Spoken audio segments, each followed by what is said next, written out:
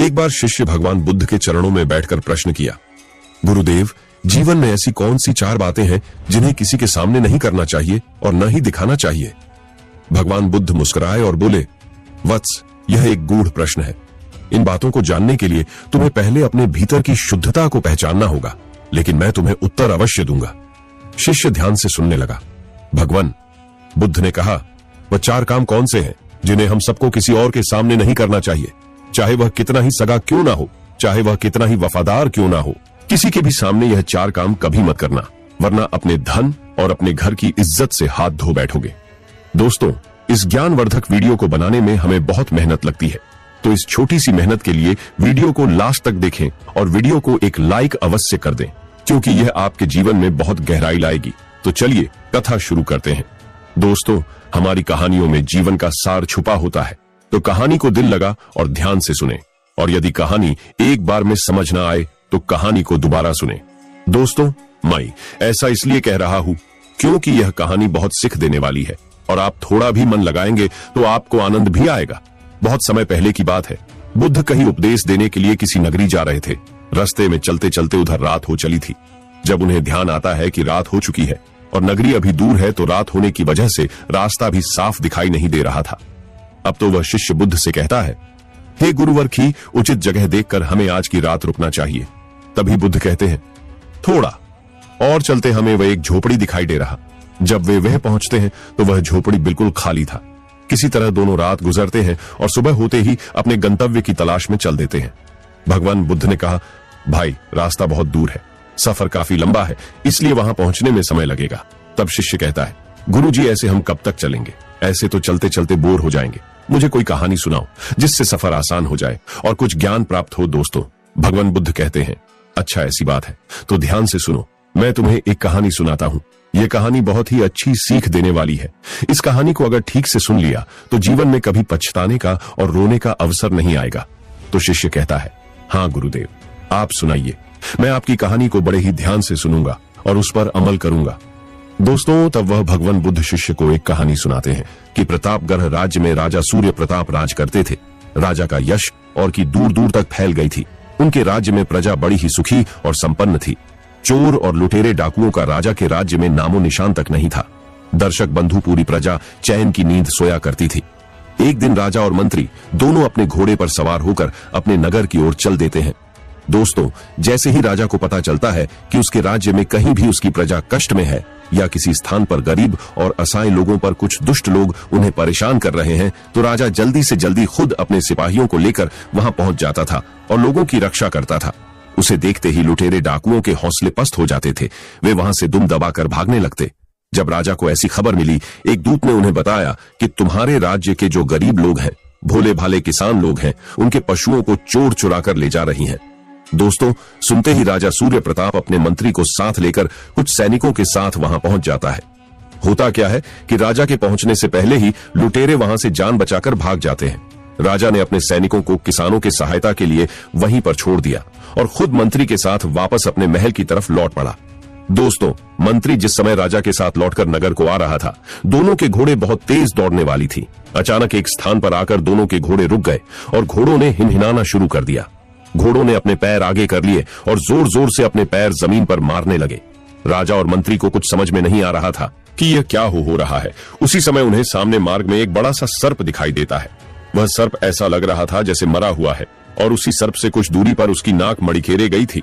नाक को देखकर राजा सूर्य प्रताप ने कुछ सहानुभूति प्रकट करते हुए कहा, अरे मंत्री, देखो तो यह दिव्य मणि परी है। लगता है यह दिव्य मणि इसी नाग की है, और ऐसे मणिधारी नाग अक्सर नागलोक में पाए जाते हैं। समझ में ये नहीं आता कि इसकी दुर्गति किसने की है, इसे कौन मार कर गया है। राजा की बात सुनकर मंत्री ने शोक प्रकट करते हुए कहा, महाराज, हमारे राज्य की धरती पर आज तक ऐसा पाप किसी ने नहीं किया है, लेकिन आज ऐसा हो चुका है। राजा ने कहा, हाँ मंत्री, यह बात तो बहुत ही चिंतित करने वाली है। अब हमें क्या करना चाहिए? किसी नागलोक के नाग की हत्या हमारे राज्य में हुई है। यह हमारे लिए बहुत ही शर्म का विषय है, बहुत ही चिंता का विषय है। क्यों ना हमें इस नाग को अब जीवित करना चाहिए। दोस्तों, मंत्री भी राजा के मन की बात समझ चुका था। मंत्री ने कहा, हाँ महाराज, आपको तो संजीवनी विद्या आती है और आप तो कई सारी विद्याओं में पारंगत हैं। आप अपनी संजीवनी विद्या से इस नाम को जीवित कर सकते हो। आपको बता दे कि राजा भी कहीं से विद्या सीख कर आया था और अभी तक उसने अपनी विद्याओं का परीक्षण नहीं किया था। तो मंत्री ने कहा, महाराज, हाल में ही आप विद्या सीख कर आए हैं, ना इसी नाग के ऊपर आप अपनी विद्या का प्रयोग करके देखो, इससे नाग जीवित भी हो जाएगा और आपको अभ्यास का एक मौका भी मिल रहा है। मंत्री के बार बार आग्रह करने पर राजा ने कहा, ठीक है। राजा अपने घोड़ा से नीचे उतरा और मरे हुए नाग के पास पहुंच गया। राजा के साथ साथ मंत्री भी अपने घोड़े से नीचे उतर आया और जाकर के पास खड़ा हो जाता है। राजा अपनी संजीवनी विद्या के मंत्र को कुछ देर तक खड़े होकर पढ़ने लगे।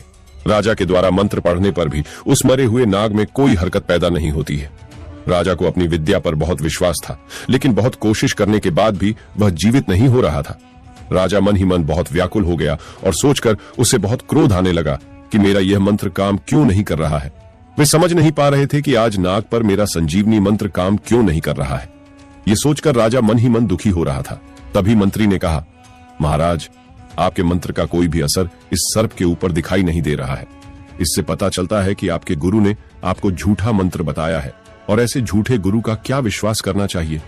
राजा को अपने गुरु पर पूरा विश्वास था, इसलिए उसे मंत्री के यह शब्द अच्छे नहीं लगे। राजा ने थोड़ा क्रोधित होते हुए कहा, नहीं मंत्री, मेरे गुरु के बारे में आप ऐसा मत सोचिए और मेरे संजीवनी मंत्र पर भी आप अविश्वास मत कीजिए। मंत्री बोला, महाराज, मैं किस तरह विश्वास करूं? आप स्वयं ही तो देख लें। आप खुद ही देख रहे हैं कि आपके मंत्र शक्ति से यह नाग जीवित नहीं हो सका। दोस्तों, यह सुनकर राजा कुछ दुखी हो जाता है। उसने कहा, मैंने इस काम को जानबूझकर करना स्वीकार किया है। जब तक यह पूरा नहीं होगा तब तक मुझे चैन नहीं मिलेगा। राजा को अंदर से तो बहुत बेचैनी हो रही थी। दोस्तों, जब राजा से रहा नहीं गया तो उसने कहा, थोड़ा रोको, अगर इस सर्प के ऊपर संजीवनी मंत्र का असर नहीं होता है तो मैं अपने दूसरे मंत्र का प्रयोग करके देखता हूं। मेरे पास मेरे गुरु ने एक मंत्र और बताया है, तुम देखना इस मंत्र का कैसा चमत्कार होता है। जब तुम देखोगे मेरी इस विद्या को तो तुम भी मान जाओगे कि मेरे गुरु ने वास्तव में मुझे कुछ विद्या सिखाई है, वह विद्यावान है। राजा ने बड़े गर्व से कहा। मंत्री बात को पलटते हुए कहने लगा, जाने दो महाराज, क्यों बेकार में पीछे पड़े हो। चलो इस काम को छोड़कर आगे बढ़ते हैं। रात हो रही है, अंधेरा होने से पहले ही हमें राजमहल पहुंचना है। राजा ने मंत्री से कहा, नहीं। राजा थोड़े जोश में आकर बोले, मंत्री, तुम मेरे शरीर को संभालो, मैं अपनी आत्मा इस नाग के शरीर में डालता हूं। तुम्हें यह मरा हुआ नाग थोड़ी देर में ही जीवित दिखाई देगा और पहले की तरह फिर से चलने फिरने लगेगा। वैसे ही मैं जल्दी से अपनी आत्मा दोबारा अपने शरीर में डाल लूंगा और मैं वापस जीवित हो जाऊंगा। इस काम के करते ही हम राजधानी को चलेंगे। मंत्री को राजा का कहना मानना पड़ा। राजा सूर्य प्रताप ने अपना वह मंत्र पढ़ना शुरू कर दिया। धीरे धीरे राजा का शरीर कुछ ढीला और निर्जीव हो गया। थोड़ी ही देर में राजा का शरीर एक सर्प के रूप में बदल गया और जो मरा हुआ सर पड़ा था उसके शरीर में हरकत आने लगी। कुछ ही देर में वह नाग फन फैलाकर एकदम उठकर खड़ा हो गया। बस उसी समय कुछ ऐसा हुआ कि जिसकी किसी ने उम्मीद भी नहीं की थी। जैसे ही राजा की आत्मा ने उस नाग के शरीर में प्रवेश किया, वैसे ही मंत्री ने अपनी आत्मा राजा के उस निर्जीव शरीर में डाल दी। आपको बता दें कि वह मंत्री भी चुपके चुपके राजा की विद्या सीख चुका था और आज राजा को मृत रूप में देखकर उसके मन में लालच आ गया। राज्य का लालच सोचा कि मैं राजा के शरीर में प्रवेश कर जाऊंगा तो मुझे लोग राजा ही समझेंगे, राजा की स्त्री भी मुझे अपना पति मानेगी। यही लालच मन में आते ही उस दुष्ट मंत्री ने फौरन अपना शरीर त्यागा और अपनी आत्मा को राजा के शरीर में डाल दिया और अपने शरीर के तलवार से टुकड़े टुकड़े कर डाले। नतीजा यह हुआ कि राजा की आत्मा, जो कि नाग के शरीर में प्रवेश कर चुकी थी, वह नाग में ही फंसी रह गई और मंत्री की आत्मा अब राजा के शरीर में जा चुकी थी। मंत्री अपनी उस चाल में कामयाब हो चुका था जिसके बारे में राजा ने भी नहीं सोचा था। दोस्तों, राजा को देखकर वह मंत्री जोर जोर से हंसने लगा, कहने लगा, आज तक मैं इसी मौके की तलाश में था। आज कितने सालों के बाद मेरी यह इच्छा पूरी हो पाई है। राजन, अब आप नाग बन चुके हो और मैं एक राजा बन चुका हूं। अब तुम नागलोक में जाकर अन्य नागों के साथ वहां का सुख भोगो और मैं तुम्हारे शरीर में जाकर तुम्हारे राज्य में राजा बनकर राज्य करूं। दोस्तों, उस दुष्ट मंत्री की बातें सुनकर वह नाग गुस्से में फुकार हुआ। कुछ कह रहा था कि अरे वह दुष्ट विश्वासघाती मंत्री, तुमने मेरे साथ छल किया है। देखना, एक दिन मैं इस विश्वासघात का बदला तुमसे जरूर लूंगा। मैं तुझे दंड देकर तुझसे अपना शरीर जरूर वापस लूंगा। मैं देखता हूं कि तुम मुझसे बचकर कहां जाते हो। दोस्तों, इतना सुनते ही मंत्री क्रोध से भरकर चिल्लाया, और वो देखो, अगर तुम आगे बढ़े और तुमने फन उठाकर मुझे काटने की कोशिश की तो मैं तलवार से तुम्हारे टुकड़े टुकड़े कर दूंगा। तुम अपना भाग्य समझो कि मैंने अभी भी तुम्हें जीवित छोड़ दिया है। अच्छा यह होगा कि बिना देर किए तुम यहां से चले जाओ। अब तो सर्प के वेश में राजा मंत्री का कुछ नहीं कर पाया।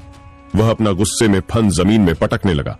उसकी बेबसी देखकर मंत्री और भी जोर जोर से हंसने लगा और कहने लगा, सुन, तू समझता था कि सिर्फ तुझे ही संजीवनी मंत्र आता है, तो यह तेरी भूल थी। मैंने भी तेरी इस विद्या को छुपकर सीख लिया था।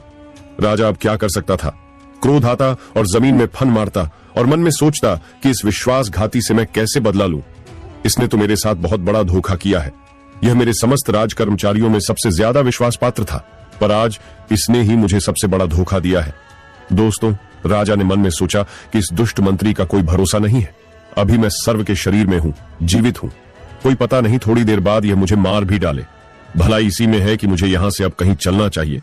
यह सोचकर राजा गुस्से में फन पटकता हुआ घास में झाड़ियों में घुस जाता है। जाते समय उसकी आत्मा मंत्री को कोस रही थी। वे मन ही मन कोस रहे थे कि कपट्टी इस नीच दुष्ट मंत्री ने मेरे साथ धोखा किया है। इसको एक ना एक दिन अपने कर्म का फल भोगना ही पड़ेगा। जाते जाते उस सर ने उस मंत्री से कहा था कि तुझे तेरी करनी का दंड अवश्य मिलेगा, नाग बने। राजा की आवाज जंगल में काफी देर तक गूंजती रही और फिर धीरे धीरे वह आवाज शांत हो गई। इधर मेरे बंधुओं, वह मंत्री घोड़े पर बैठकर अपनी राजधानी को चल पड़ा। अब तो वह राजा के भेष में था, क्योंकि राजा का शरीर उसने धारण कर लिया था। मन ही मन वह बहुत खुश था। उसके दिमाग में तरह तरह के विचार आ रहे थे। सोचता हुआ जा रहा था कि उसने अपनी चाल के द्वारा राजा को हमेशा के लिए अपने रास्ते से हटा दिया है। अब उसे किसी का कोई भय नहीं है और ना ही कोई बाधा उसके रास्ते में आएगी। अब वह अपना बाकी का जीवन राजा बनकर के खुशी खुशी बताएगा, आनंद के साथ राजमहल में रहेगा और उस राजा की सुंदर सुंदर रानियों को भोगे। प्रत्येक व्यक्ति अब उसके सारों पर नाचेगा, पूरे शहर में उसकी तूती बोलेगी। इस तरह की बातें सोचकर मंत्री बड़ा आनंदित हो रहा था। आज उसे ऐसा लग रहा था मानो पृथ्वी की सारी खुशियां उसे प्राप्त हो गई हों। घोड़ा तेज रफ्तार से दौड़ता जा रहा था। मंत्री ने राजा के रूप में एक हाथ से घोड़े की लगाम पकड़ रखी थी। पृथ्वी पर चारों तरफ अंधेरा फैला हुआ था। रात होने के कारण नीले आकाश पर तारे चमक रहे थे। मंत्री अपने घोड़े पर तेजी से राजधानी की ओर बढ़ता जा रहा था। चारों ओर जंगल में साय साय की आवाज में उसे अपने दिल की धड़कन साफ सुनाई दे रही थी। धीरे धीरे मंत्री राजा बनकर राजनी में प्रवेश कर जाता है। राजधानी में प्रवेश करते ही उसका स्वागत किया गया। उसने जल्दी से अपने हाथ ऊपर करके सबको रोकते हुए कहा, आज बड़े दुख की बात है। मैं और मेरा मंत्री लुटेरों को खदेड़ कर जब वापस राजधानी की ओर लौट रहे थे, तभी रास्ते में घने जंगल में पहुंचते ही एक खक शेर ने अचानक छलांग लगाकर मंत्री पर हमला कर दिया और मंत्री को मार डाला। इस तरह आज मैंने अपने एक अच्छे साथी को खो दिया है। मैं कि किसी तरह से शेर के पंजों से बचकर निकल आया हूं। अचानक से हुई मंत्री जी की इस तरह की दुखद मौत से मेरा मन बड़ा दुखी है। आज से 10 दिन तक पूरे राज्य में शोक बनाया जाएगा। राज्य के सभी झंडों को नीचे झुका दिया जाए और खजाने में 100 सोने की मोहरें मंत्री के शोकग्रस्त परिवार को मेरी ओर से दे दी जाए। दोस्तों, मंत्री ने बिल्कुल राजा की आवाज में नाटक करते हुए अपना दुख प्रकट किया। मंत्री ने शरीर पर राजा के वस्त्र धारण किए हुए थे, फिर किसको उसके ऊपर शक हो सकता था। इसके बाद उस दुष्ट राजा बने मंत्री ने भारी कदमों से महल में प्रवेश किया। मंत्री की न मृत्यु का शोक समाचार राज में चारों ओर फैल चुका था। महल पर लगा हुआ झंडा झुका दिया था। राजदूत, दास दासिया और सारे राज्य दरबारी शोक में डूब गए थे। जैसे ही मंत्री ने राजमहल में कदम रखा, वैसे ही राजा की रानी आरती का सोने का थाल लेकर राजा के सामने आरती उतारने के लिए आई, परंतु राजा ने उसे रुकने का इशारा दिया। रानी भारी कंठ से बोली, महाराज ज्यादा दुखी मत हो, शायद भाग्य में यही लिखा था। मंत्री ने राजा की आवाज में दुख प्रकट करते हुए कहा, वह मेरा प्रिय मंत्री था, वह ऐसी बेमौत मारा जाएगा, इसकी मुझे उम्मीद नहीं थी, इसलिए मैं अपने आप को संभाल नहीं पा रहा हूं, और तुम कह रही हो कि मैं दुखी ना हूं। रानी ने राजा को बहुत समझाया और कहा, शांत हो जाइए, आज इसको नहीं है। भगवान की बहुत कृपा हुई है कि उन्होंने आपके प्राण बचाए और मेरा सुहाग बना रहा। महाराज, मुझे अपनी आरती उतारने दीजिए। राजा जो मंत्री बना हुआ था कहने लगा, नहीं, इस समय मेरा मन ठीक नहीं है, अभी मुझे अकेले रहने दो। इतना कहकर मंत्री चुपचाप राजा के कक्ष में चला जाता है। उसने रानी की विनती अनसुनी कर दी। रानी हारकर चुपचाप अपने कक्ष में लौट गई। राजा इस तरह से शोकग्रस्त होने के बाद उसका दिल भी भर उठा था। आधी रात का समय था। रानी अपने पलंग पर लेटी हुई थी। कमरे में हल्की रोशनी फैली हुई थी। सोने से पहले उसने भगवान से प्रार्थना की थी और थोड़ी देर बाद उसकी आंख लग गई। अभी आधी रात ही बीती होगी कि अचानक उसके कानों में आवाज आती है।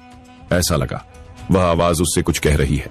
वह आवाज कह रही थी कि रानी, तुम यहां से उठकर जल्दी जल्दी कहीं दूर चली जाओ। ये तेरा सुहाग नहीं है, तेरा सुहाग खतरे में है। यह राजा सूर्य प्रताप नहीं है। इस दुष्ट ने तेरे को धोखा देकर राजा के शरीर को धारण किया है।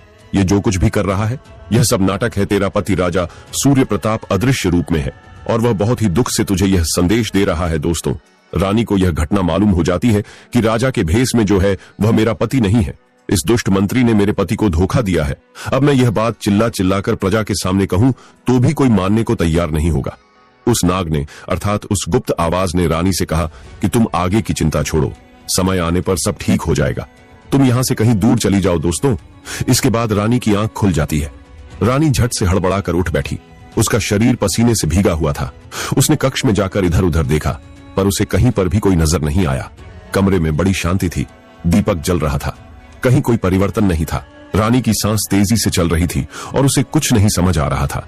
रानी थोड़ी देर तक वही बातें याद करती रही और उसके बाद पड़ोस के कमरे में जाकर उसने अपने एक विश्वास पात्र दासी को धीरे से उठाया और उसके कान में कुछ कहा। उसके बाद वह चुपके से अपने वस्त्र आभूषण लेकर रात में ही राजमहल के पीछे के रास्ते से बाहर निकल गई। चारों ओर अंधेरी रात का सन्नाटा छाया हुआ था। सारा राजमहल गहरी नींद में सो रहा था। वे गुप्त रास्ते से दोनों वहां से छुपते छुपाते कहीं दूर निकल गई।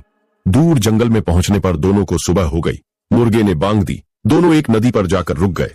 वहां उन्होंने अपना हाथ मुंह धोया और कुछ फलहार किया। अब जाकर उनके दिल की धड़कन कुछ कम हुई थी। उन्होंने अपना भेष बदल लिया। ऐसे ही दोनों गिरते पड़ती आगे को बढ़ती चली गई।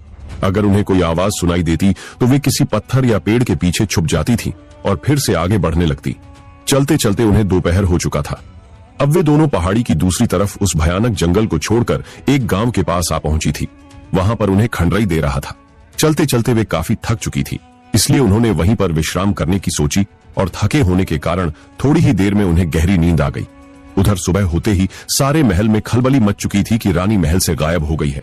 सब दास दासियां इधर उधर उदास चेहरे लेकर भाग रहे थे, देख रहे थे कि रानी कहां गई। धीरे धीरे यह बात मंत्री के कानों तक पहुंचती है, जो राजा के भेष में था।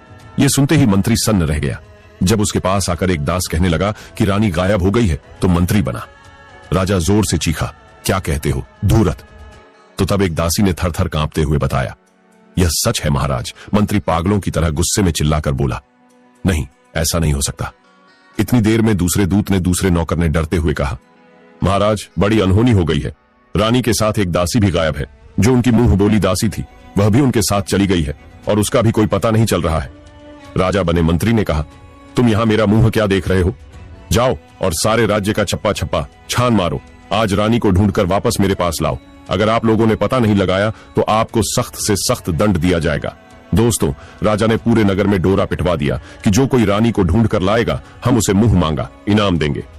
मंत्री ने जोर से अपनी आवाज को बुलंद किया और महारानी को ढूंढने के लिए चारों दिशाओं में उसके सैनिक नौकर चाकर फैल गए। महारानी और दासी को ढूंढने के लिए चारों तरफ जाल बिछा दिया गया। सारे मंदिर, बगीचे, तालाबों में छापे डाले गए, परंतु रानी और उसकी दासी का कहीं कोई पता नहीं चलता है। उन्हें ढूंढते ढूंढते सुबह से दोपहर हो गई और दोपहर से शाम हो गई। राजमहल में सब चिंता में बैठे थे। मंत्री बड़ा चिंतित था कि यह सब अचानक से कैसे हो गया। कहीं रानी को मेरे रहस्य का पता तो नहीं चल गया। सोचने लगा, ऐसा नहीं हो सकता। यह सब रानी को कैसे पता चलेगा? जब यह बात सिर्फ मुझे ही मालूम है तो रानी को कौन बताएगा? इसके बाद उसके मन में फिर से यही विचार आने लगे कि यदि रानी को कुछ भी पता नहीं है तो रानी ऐसे चुपके से उठकर कहां चली गई। अनेक तरह के डरावने विचारों ने उसे जकड़ था। उसकी बुद्धि काम नहीं कर रही थी। वह सोच रहा था कि यह सब एक ही रात में कैसे हो गया। उसे तो ऐसा लगा था मानो उसकी सोची हुई सारी योजना सफल हो गई थी, लेकिन यहां तो एक ही रात में उसकी सारी सोची हुई योजना विफल होती नजर आ रही थी। कई दिनों तक रानी की खोजबीन चलती रही, परंतु उसका कोई पता नहीं चला। मंत्री की चिंता वैसी की वैसी बनी हुई थी। दिन के साथ साथ उसकी चिंता भी बढ़ रही थी। दोस्तों, दूसरी तरफ जंगल में जब रानी और दासी सो रहे थी तभी उनके आसपास हलचल होने के कारण उनकी नींद खुल जाती है। उन्होंने देखा कि उनके चारों तरफ नरभक्षी लोग उन्हें घेरे खड़े थे। उन्हें देखकर असमंजस में पड़ गई।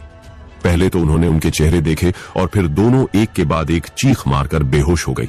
नरभक्षी उनके चारों ओर घेरा बनाकर खूब नाच गा रहे थे। उन्हें इस बात की खुशी थी कि आज उन्हें इंसानों का ताजा मांस खाने को मिलेगा। इसीलिए उनकी खुशी का कोई ठिकाना नहीं था। उनके सरदार ने तुरंत 2 आदमियों को आदेश दिया कि इन्हें अपने गुप्त स्थान पर लेकर चलो।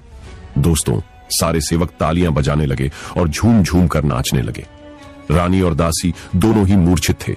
उन्हें गुप्त जगह पर ले जाया गया। सभी आदमी अपनी अपनी जगह पर मस्त चल रहे थे। किसी को भी कोई शुद्ध बुद्ध नहीं थी।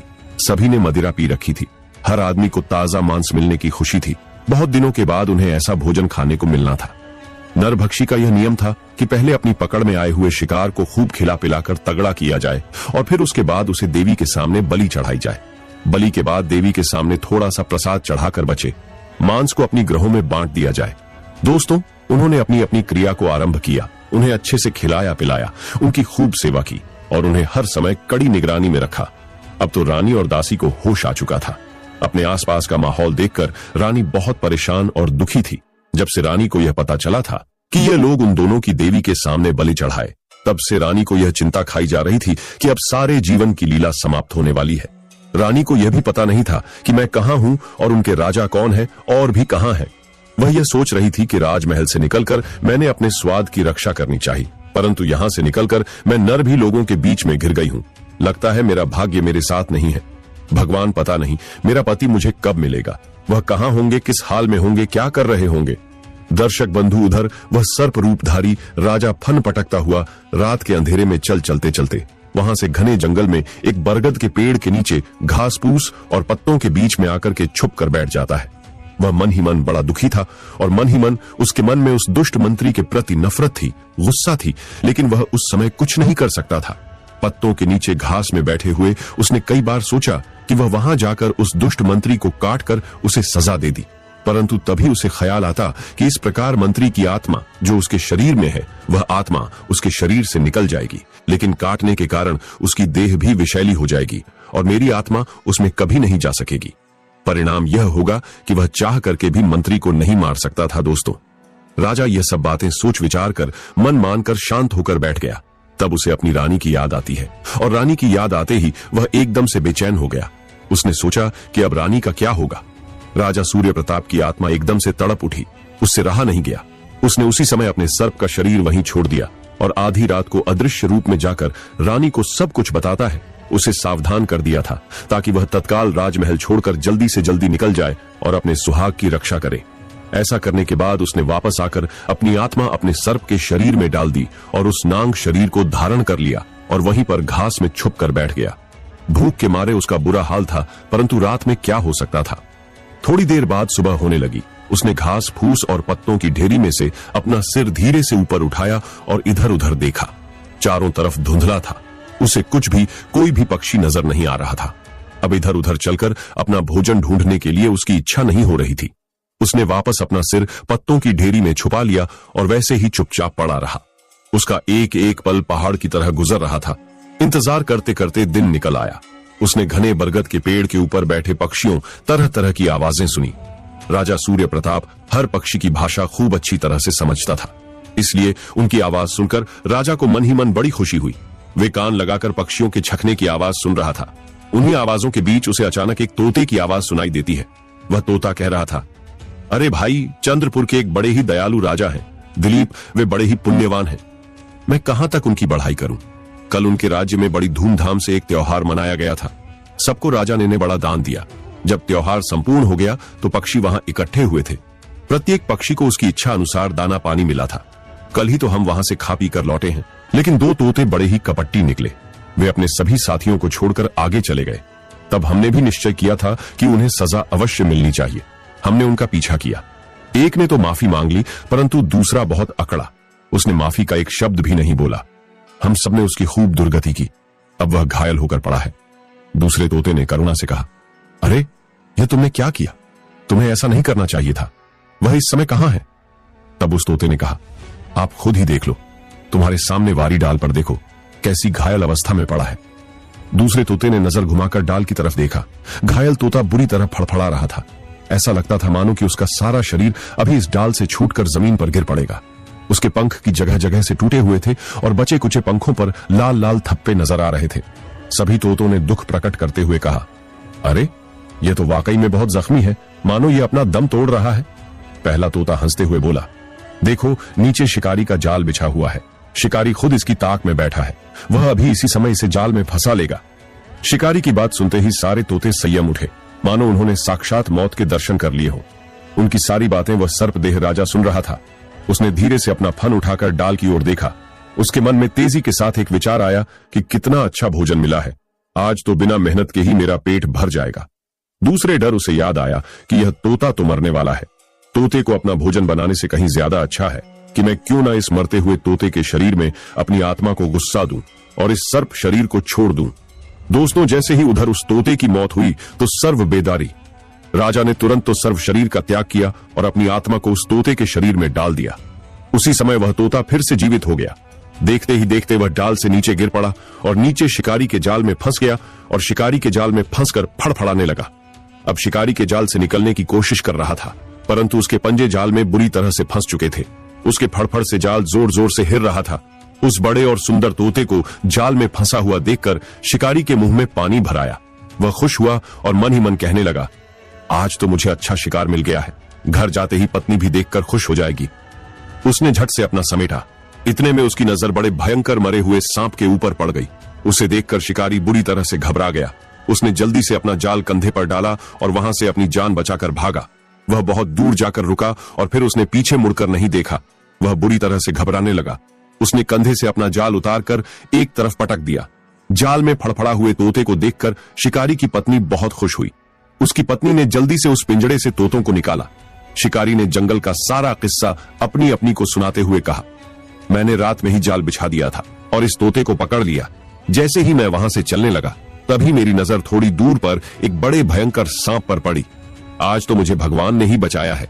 वह सांप मरा हुआ था, वरना मैं आज जिंदा घर वापस नहीं लौटता। पति के मुख से ऐसी बातें सुनकर उसकी पत्नी की सांस ऊपर की ऊपर और नीचे की नीचे रह गई। वह कहने लगी कि हे भगवान, यह तो भगवान की बड़ी कृपा हुई है जो आप सही सलामत घर लौट आए हो। दोस्तों, वह कुछ देर रुकी और कहने लगी, यह तोता तो काफी बड़ा है, आज तो मजा आ जाएगा। उसके थोड़े समय बाद शिकारी अपने चाकू को पत्थर पर घिसकर तेज करने लगा। उसके बाद उसने तोते को पकड़ने के लिए पिंजरे में हाथ डाला। उसी समय तोता जोर जोर से चीखते हुए बोला, मुझे मत मारो, पहले मेरे जख्मों पर औषध लगाओ, मैं तुम्हें माला माल कर दूंगा। शिकारी तोते की बात सुनकर बहुत हैरान होता है। उसने अपने जीवन में आज तक किसी भी तोते को इस तरह बोलते और बातें करते नहीं सुना था। उसका हाथ वहीं की वहीं रुक जाता है। शिकारी बड़ी हैरानी से आंखें फाड़ फाड़ कर उस तोते को देख रहा था। उसने झट से तोते को पिंजरे का दरवाजा बंद कर दिया और दौड़कर अपनी पत्नी के पास पहुंचा और तोते की कही हुई बातें अपनी स्त्री को सुनाई। शिकारी की बातें सुनते ही उसकी पत्नी को बड़ा आश्चर्य हुआ। वह कहने लगी कि आप यह क्या कहते हो? सच में इस तोते ने ऐसा बोला है कि वह हमें माला माल कर देगा? शिकारी की पत्नी की आंखें खुशी से चमकने लगी। शिकारी ने हामी भरी और कहा, हाँ, बिल्कुल सच कह रहा हूं। यह सुनकर उसकी पत्नी खुशी से नाचने लगी। शिकारी बोला, ऐसा लगता है कि तोता कोई पूर्व जन्म का पहुंचा हुआ है, ज्ञानी पंडित है। पता नहीं किसके श्राप से यह पक्षी रूप में अपनी जिंदगी गुजार रहा है। उसकी पत्नी कहने लगी, इसमें कोई ना कोई तो रहस्य है।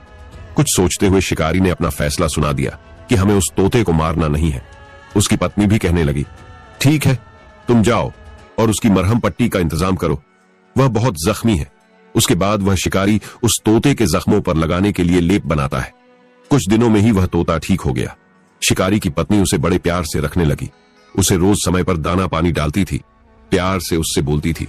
एक दिन शिकारी ने तोते का रहस्य जानना चाहा, इसीलिए उसने पूछा, भाई, तुम पक्षी रूप में हो, फिर भी तुम बिल्कुल इंसानों की तरह बातें करते हो। तोते के शरीर में तुम कौन? उस समय शिकारी की पत्नी भी वहीं पास में ही बैठी थी। वह भी तोते का जवाब सुनने के लिए बड़ी उत्सुक हो रही थी। शिकारी भी सांस रोककर तोते के उत्तर की प्रतीक्षा करने लगा। तोते ने एक लंबी और ठंडी सांस ली और बोला, मेरी कहानी बड़ी दुख भरी है, तुम सुनकर क्या करोगे? तुमने मेरे घाव को ठीक किया है, तुम्हारा यह एहसान और मैं भलाई कभी नहीं भूलूंगा। इतना कहकर तोता चुप हो गया। शिकारी उसके बारे में जानना चाहता था, इसलिए वह बोला, तुम कुछ तो बताओ कि आखिर तुम कौन हो और हम तुम्हारी मदद करना चाहते हैं। हमसे जो बन पड़ेगा हम तुम्हारी मदद करेंगे। तोता कहने लगा, नहीं भाई, मेरे दुख मुझे ही झेलने पड़ेंगे। जब तक मेरे भाग्य में दुख लिखा है तब तक कोई भी मेरी सहायता नहीं कर सकता, लेकिन मुझे पूरा विश्वास है कि एक दिन मेरे भी दुखों का अंत जरूर होगा। शिकारी ने बड़े होक पूछा, कैसे? तुम किस दुख की बात कर रहे हो? तुम हमें साफ साफ क्यों नहीं बताते? शिकारी की उत्सुकता को देखकर तोता बने हुए राजा ने अपना सारा किस्सा उसे सुना दिया। उसे बताया कि वह एक राजा है और किस प्रकार से मंत्री के धोखे के कारण वह तोता बन चुका है। उसकी आप भीति सुनकर शिकारी और उसकी पत्नी की आंखें फटी की फटी रह गईं। दोनों ने हाथ जोड़े और बोले कि महाराज, यह एक गरीब की कुटिया है। हमें दुख है कि आपको यह दिन भी देखने पड़े हैं। आप हमें बताइए कि हम आपके लिए क्या कुछ कर सकते हैं। तोते की आंखों में खुशी के आंसू भर आए। तोता कहने लगा, मुझे यहाँ कोई दुख नहीं है, मैं खुश हूं, लेकिन अगर तुम मुझे इसी पिंजरे में डालकर चंद्रपुर के महाराज के पास ले चलो तो विश्वास मानिए कि मैं वापस राजा बनते ही मैं तुम्हें बहुत बड़ा पद दे दूंगा और अपने राज्य में रहने के लिए न दूंगा। शिकारी ने कहा, ठीक है महाराज, मैं आपकी इच्छा को जरूर पूरा करूंगा। आज हम कल सुबह होते ही यहाँ से चंद्रपुर की ओर चलेंगे, कल शाम होने तक हम वहां पहुंच जाएंगे। तोते ने खुश होते हुए कहा, यही ठीक रहेगा। दूसरे दिन चलते चलते शिकारी शाम तक चंद्रपुर पहुंच गया। उसके हाथ में तोते का पिंजरा लटका हुआ था। महल के पास पहुंचकर वह जोर जोर से चिल्लाने लगा, देखो देखो, हमारे पास एक निराला तोता है। इसके मुंह से हर समय लड़ाई झगड़े का न्याय सुनो। बड़ा पुराना पंडित ज्ञानी तोता है, कीमत केवल 10 मुद्राएं। शिकारी की आवाज सुनकर आसपास के लोग इकट्ठा होने लगे। उन्हें बड़ा आश्चर्य हो रहा था कि भला एक तोता कैसे लड़ाई झगड़े का फैसला कर सकता है। सब आश्चर्य से पिंजरे में बंद तोते को देखने लगे। धीरे धीरे यह बात चंद्रपुर के राजा के कानों तक पहुंची। राजा ने तुरंत अपने सिपाही भेजकर शिकारी को अपने महल में बुलवा लिया। राजा के सामने पहुंचकर शिकारी ने पिंजरे को नीचे रखा और हाथ जोड़कर राजा के सामने खड़ा हो गया। राजा कहने लगा, शिकारी, हमने सुना है कि तुम्हारा तोता लड़ाई झगड़ों का फैसला करता है। शिकारी ने कहा, जी महाराज, यह बात सच है। सांझ को आज कहां, आप खुद आजमा कर देख लीजिए। राजा ने कहा, हमने तो यह भी सुना है कि यह बड़ा पंडित और ज्ञानी है। शिकारी ने कहा, तुमने यह भी सच है। राजा ने शिकारी से पूछा, तुम इस तोते की कितनी कीमत चाहते हो? शिकारी ने हाथ जोड़ते हुए कहा कि आप जो दे देंगे वह मेरे सिर माथे होगी। राजा ने कहा, ठीक है, हम तुम्हें सोने की मुद्राएं देते हैं। यह सुनकर शिकारी हक्का बक्का रह गया। सोने की मुद्राएं देखकर उसकी आंखों में सपने तैरने लगे। राजा ने कहा, लेकिन देखो, अगर तुम्हारी बात गलत निकली तो हम तुम्हें कठोर दंड भी देंगे। शिकारी ने कहा, मुझे मंजूर है। राजा ने कहा, ठीक है, हम तुम्हारे रहने का बंदोबस्त करते हैं। तुम 2-3 दिनों तक हमारा राज छोड़कर कहीं नहीं जाओगे जब तक हम इस तोते की परीक्षा नहीं कर लेते। जब हम तुम्हें इजाजत देंगे तब तुम यहां से जा सकते हो। शिकारी ने कहा, जैसी आपकी आज्ञा। राजा ने अपने सेवक से शिकारी को अपने रहने खाने के लिए, उसे ठहरने के लिए एक कमरा दे दिया और उस तोते को एक पिंजरे में डाल दिया। पुराना पिंजरा फेंक दिया गया। सोने के पिंजरे में एक रत्न जड़ित खम्भे पर उसे लटका दिया।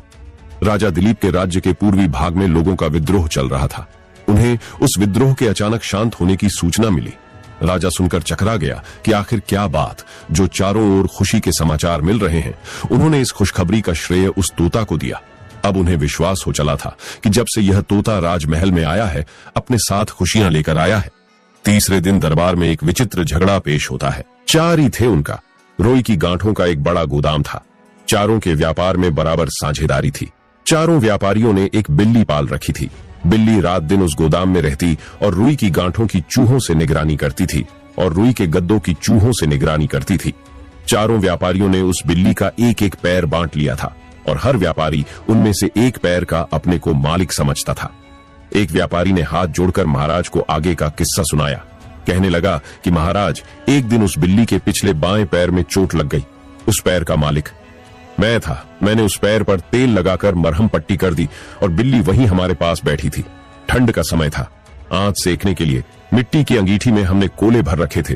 कोयले आधे जल चुके थे। बिल्ली हम चारों के पास बैठी हुई अपनी दुम हिला रही थी। हम चारों अपनी बातों में खोए हुए थे, पता नहीं कब और कैसे। बिल्ली का पैर जो था, जिस पर पट्टी बंधी हुई थी, आग की चपेट में आ गया। शायद अपने बदन को पंजे से खुजला। समय उसका पैर, जख्मी पैर, आग की चपेट में आ गया। पैर जलने से बड़ा भयंकर दर्द हुआ। दुख से छटपटाते हुए वह गोदाम में इधर उधर भागने लगी। वह जहां जहां से गुजरती वहां वहां रुई की गांठें आग पकड़ लेती। इस तरह सारे गोदाम में आग भड़क गई और सारा गोदाम लकर राख हो गया। हम सबको बहुत भारी नुकसान हुआ है महाराज। घाटा होने के कारण तीनों व्यापारी मुझ पर सारे नुकसान का भार डाल रहे हैं। इन तीनों का कहना है कि बिल्ली के उस पैर का मालिक तू था, इसलिए उस नुकसान की भरपाई तुझे ही करनी पड़ेगी। उसकी बात सुनते ही तीनों व्यापारी एक साथ उठकर खड़े हो गए और हाथ जोड़कर बोले, महाराज, हमारी मांग उचित है। यही उस पैर का मालिक था। इसी ने उस पैर पर पट्टी बांधी थी और पट्टी के कारण गोदाम में आग लगी है। पैर में पट्टी बंदी ना होती तो गोदाम का माल इस तरह झलक राख ना होता। इसमें हम तीनों का क्या दोष है? चौथे व्यापारी ने विनती करते हुए कहा, महाराज, आप ही खुद फैसला करिए, नहीं तो इन तीनों का मुंह पर जुल्म होगा। बिल्ली हम चारों की थी। हम चारों से समान रूप से प्यार करते थे। वह हम चारों को मिली थी। हम चारों की संपत्ति की रखवाली करती थी। सीधी सधी बात है महाराज, हमने आज तक होने वाला लाभ बराबर बांटा है। उसी तरह घाटे को भी चारों में बराबर बराबर टना चाहिए। उसकी बातें सुनकर सारे दरबार में सन्नाटा छा गया। हर व्यापारी की दलील उचित और तर्कसंगत थी। चारों व्यापारी अपनी अपनी जगह अपने अपने तर्क को मजबूत कर रहे थे। अब उनके झगड़े का क्या फैसला हो? तीनों व्यापारी कहने लगे, अब आप ही फैसला। महाराज, कुछ समाधान कीजिए और आपका ही फैसला हमें मान्य होगा। मुझे पूरा विश्वास है कि आप सदा की भांति आज भी सच्चा न्याय करेंगे। पूरा दरबार राजा की रटकटकी बांधे हुए था। राजा को अचानक कुछ सूझता है। उनके पीछे जो एक सेवक खड़ा था, उन्होंने उस तोते को पिंजरा लाने के लिए कहा। राजा ने सोचा कि यह तोते की न्याय बुद्धि की परीक्षा लेने का सही समय है। अब मुझे इस तोते की न्याय बुद्धि की परीक्षा लेकर देख लेना चाहिए कि वह शिकारी झूठ कह रहा था या ठीक कह रहा था। क्या तोता इस पेचीदा मामले में कुछ फैसला करता है कि नहीं? उन्होंने तुरंत दरबार को संबोधित करते हुए कहा, सब लोग शांत हो जाओ। आज मेरी जगह मेरा यह प्यारा तोता तुम लोगों के इस झगड़े का न्याय करेगा। इसका न्याय चारों व्यापारियों और दरबारियों को मानना पड़ेगा। उसे ही न्याय समझा जाएगा। यह कहकर राजा दिलीप तोते की तरफ देखने लगे। नौकर तोते को पिंजरे को उठाकर आगे आकर खड़ा हो गया। उसने पिंजरे को ऊपर उठा दिया ताकि सारे दरबार को तोता दिखाई दे सके।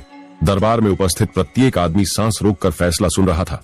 तोते ने कहा, जब तक बिल्ली अंगीठी के नजदीक थी तब तक रुई की गांठों को किसी भी प्रकार का कोई नुकसान नहीं पहुंचा, परंतु उसकी जलती हुई पट्टी उस नुकसान का कारण बनी।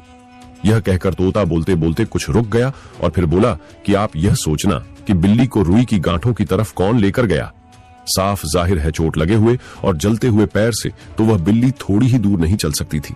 जब बिल्ली जलते हुए पैर से थोड़ी दूर भी नहीं चल सकती थी तो उस जलती हुई पट्टी को रुई की गांठ तक को कौन लेकर गया? अब आप इस बात को जरा ध्यानपूर्वक सोचें। यह कहकर तोता रुक जाता है। सब आश्चर्य से एक दूसरे का मुंह देखने लगे। धीरे धीरे सभी आपस में बातें करने लगे। तोता थोड़ा मौन रहने के बाद बोला, मुझे आशा है कि आप लोगों ने इस बात को ध्यानपूर्वक सोचा और समझा होगा कि जलती हुई पट्टी को रुई की गांठों की ओर कौन लेकर गया। आप इस नतीजे पर पहुंचे होंगे कि बिल्ली के 3 पैर स्वस्थ थे।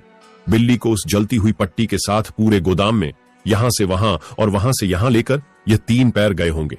इसलिए सारे गोदाम को जलने का कारण बिल्ली का जख्मी और जलता हुआ पैर नहीं है, बल्कि यह 3 सही सलामत पैर है।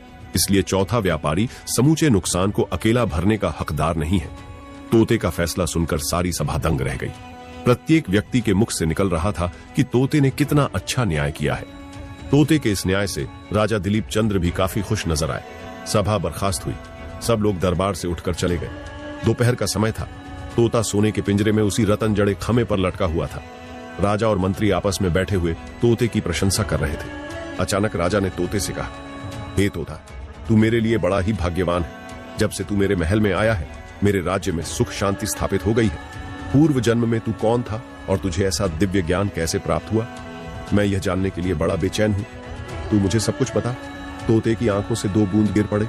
उसने राजा को अपनी सारी हकीकत सुनाई। उसकी कहानी सुनकर राजा दिलीप भद्र मन ही मन दुख से छटपटा लगा।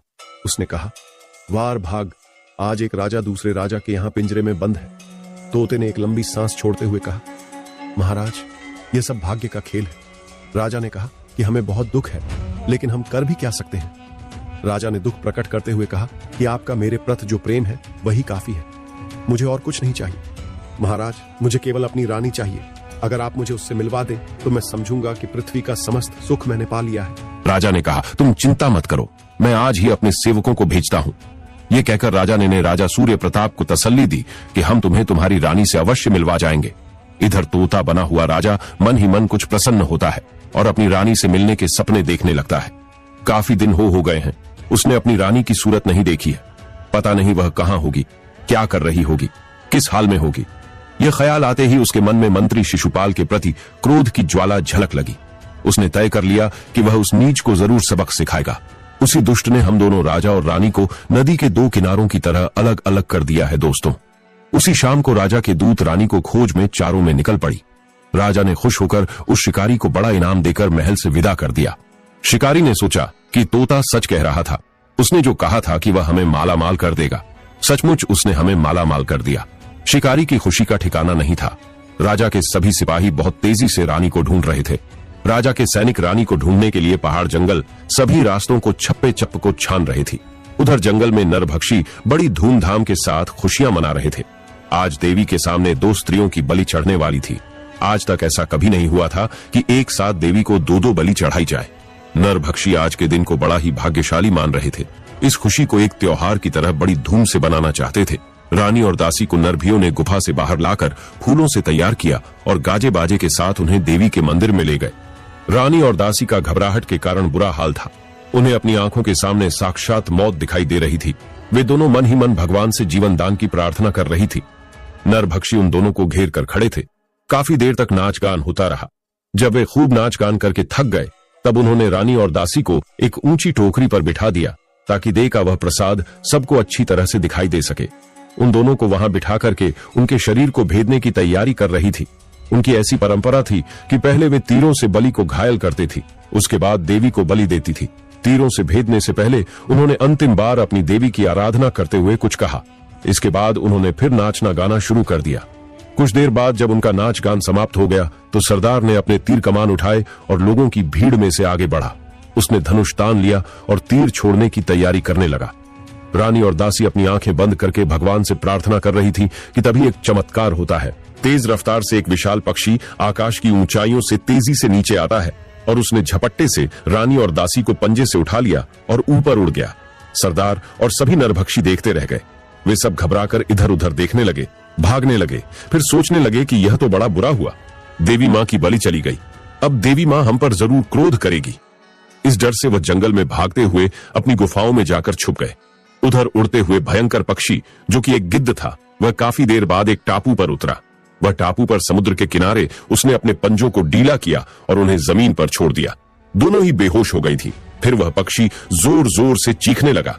वे अपनी मादा पक्षी को बुला रहे थे। उसके चीखने का अर्थ था कि अच्छा, भोजन मिलने की खुशखबरी है। चीख कर्रर में अपनी मादा तक आवाज पहुंचाना चाहता था। मादा पक्षी भी भोजन की तलाश में कहीं दूर निकल गई थी। गिद्ध ने काफी देर तक मादा पक्षी के आने का इंतजार किया, परंतु उसका मीलों तक कोई पता नहीं था।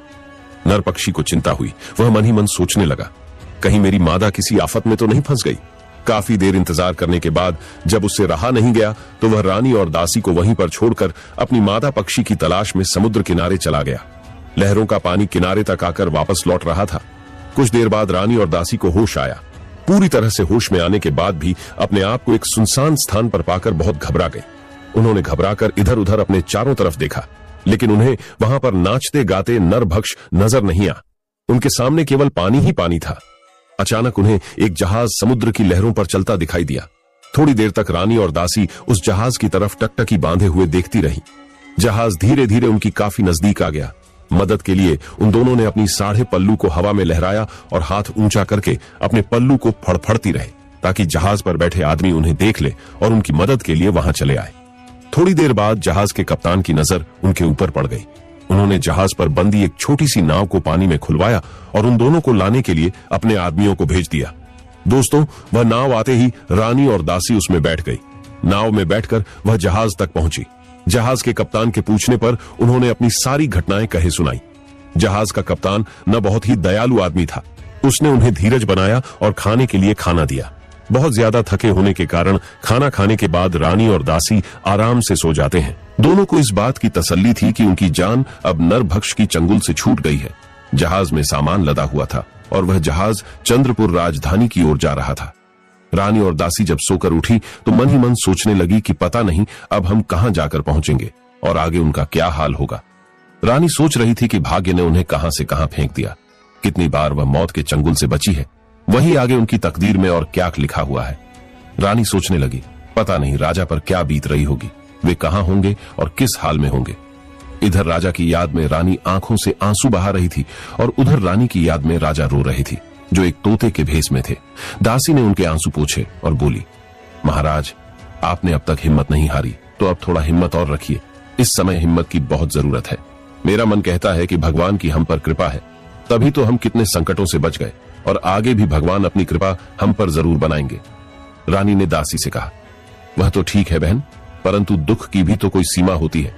पता नहीं मैंने ऐसे कौन से पाप किए थे जो मुझे यह दिन देखने पड़ रहे हैं।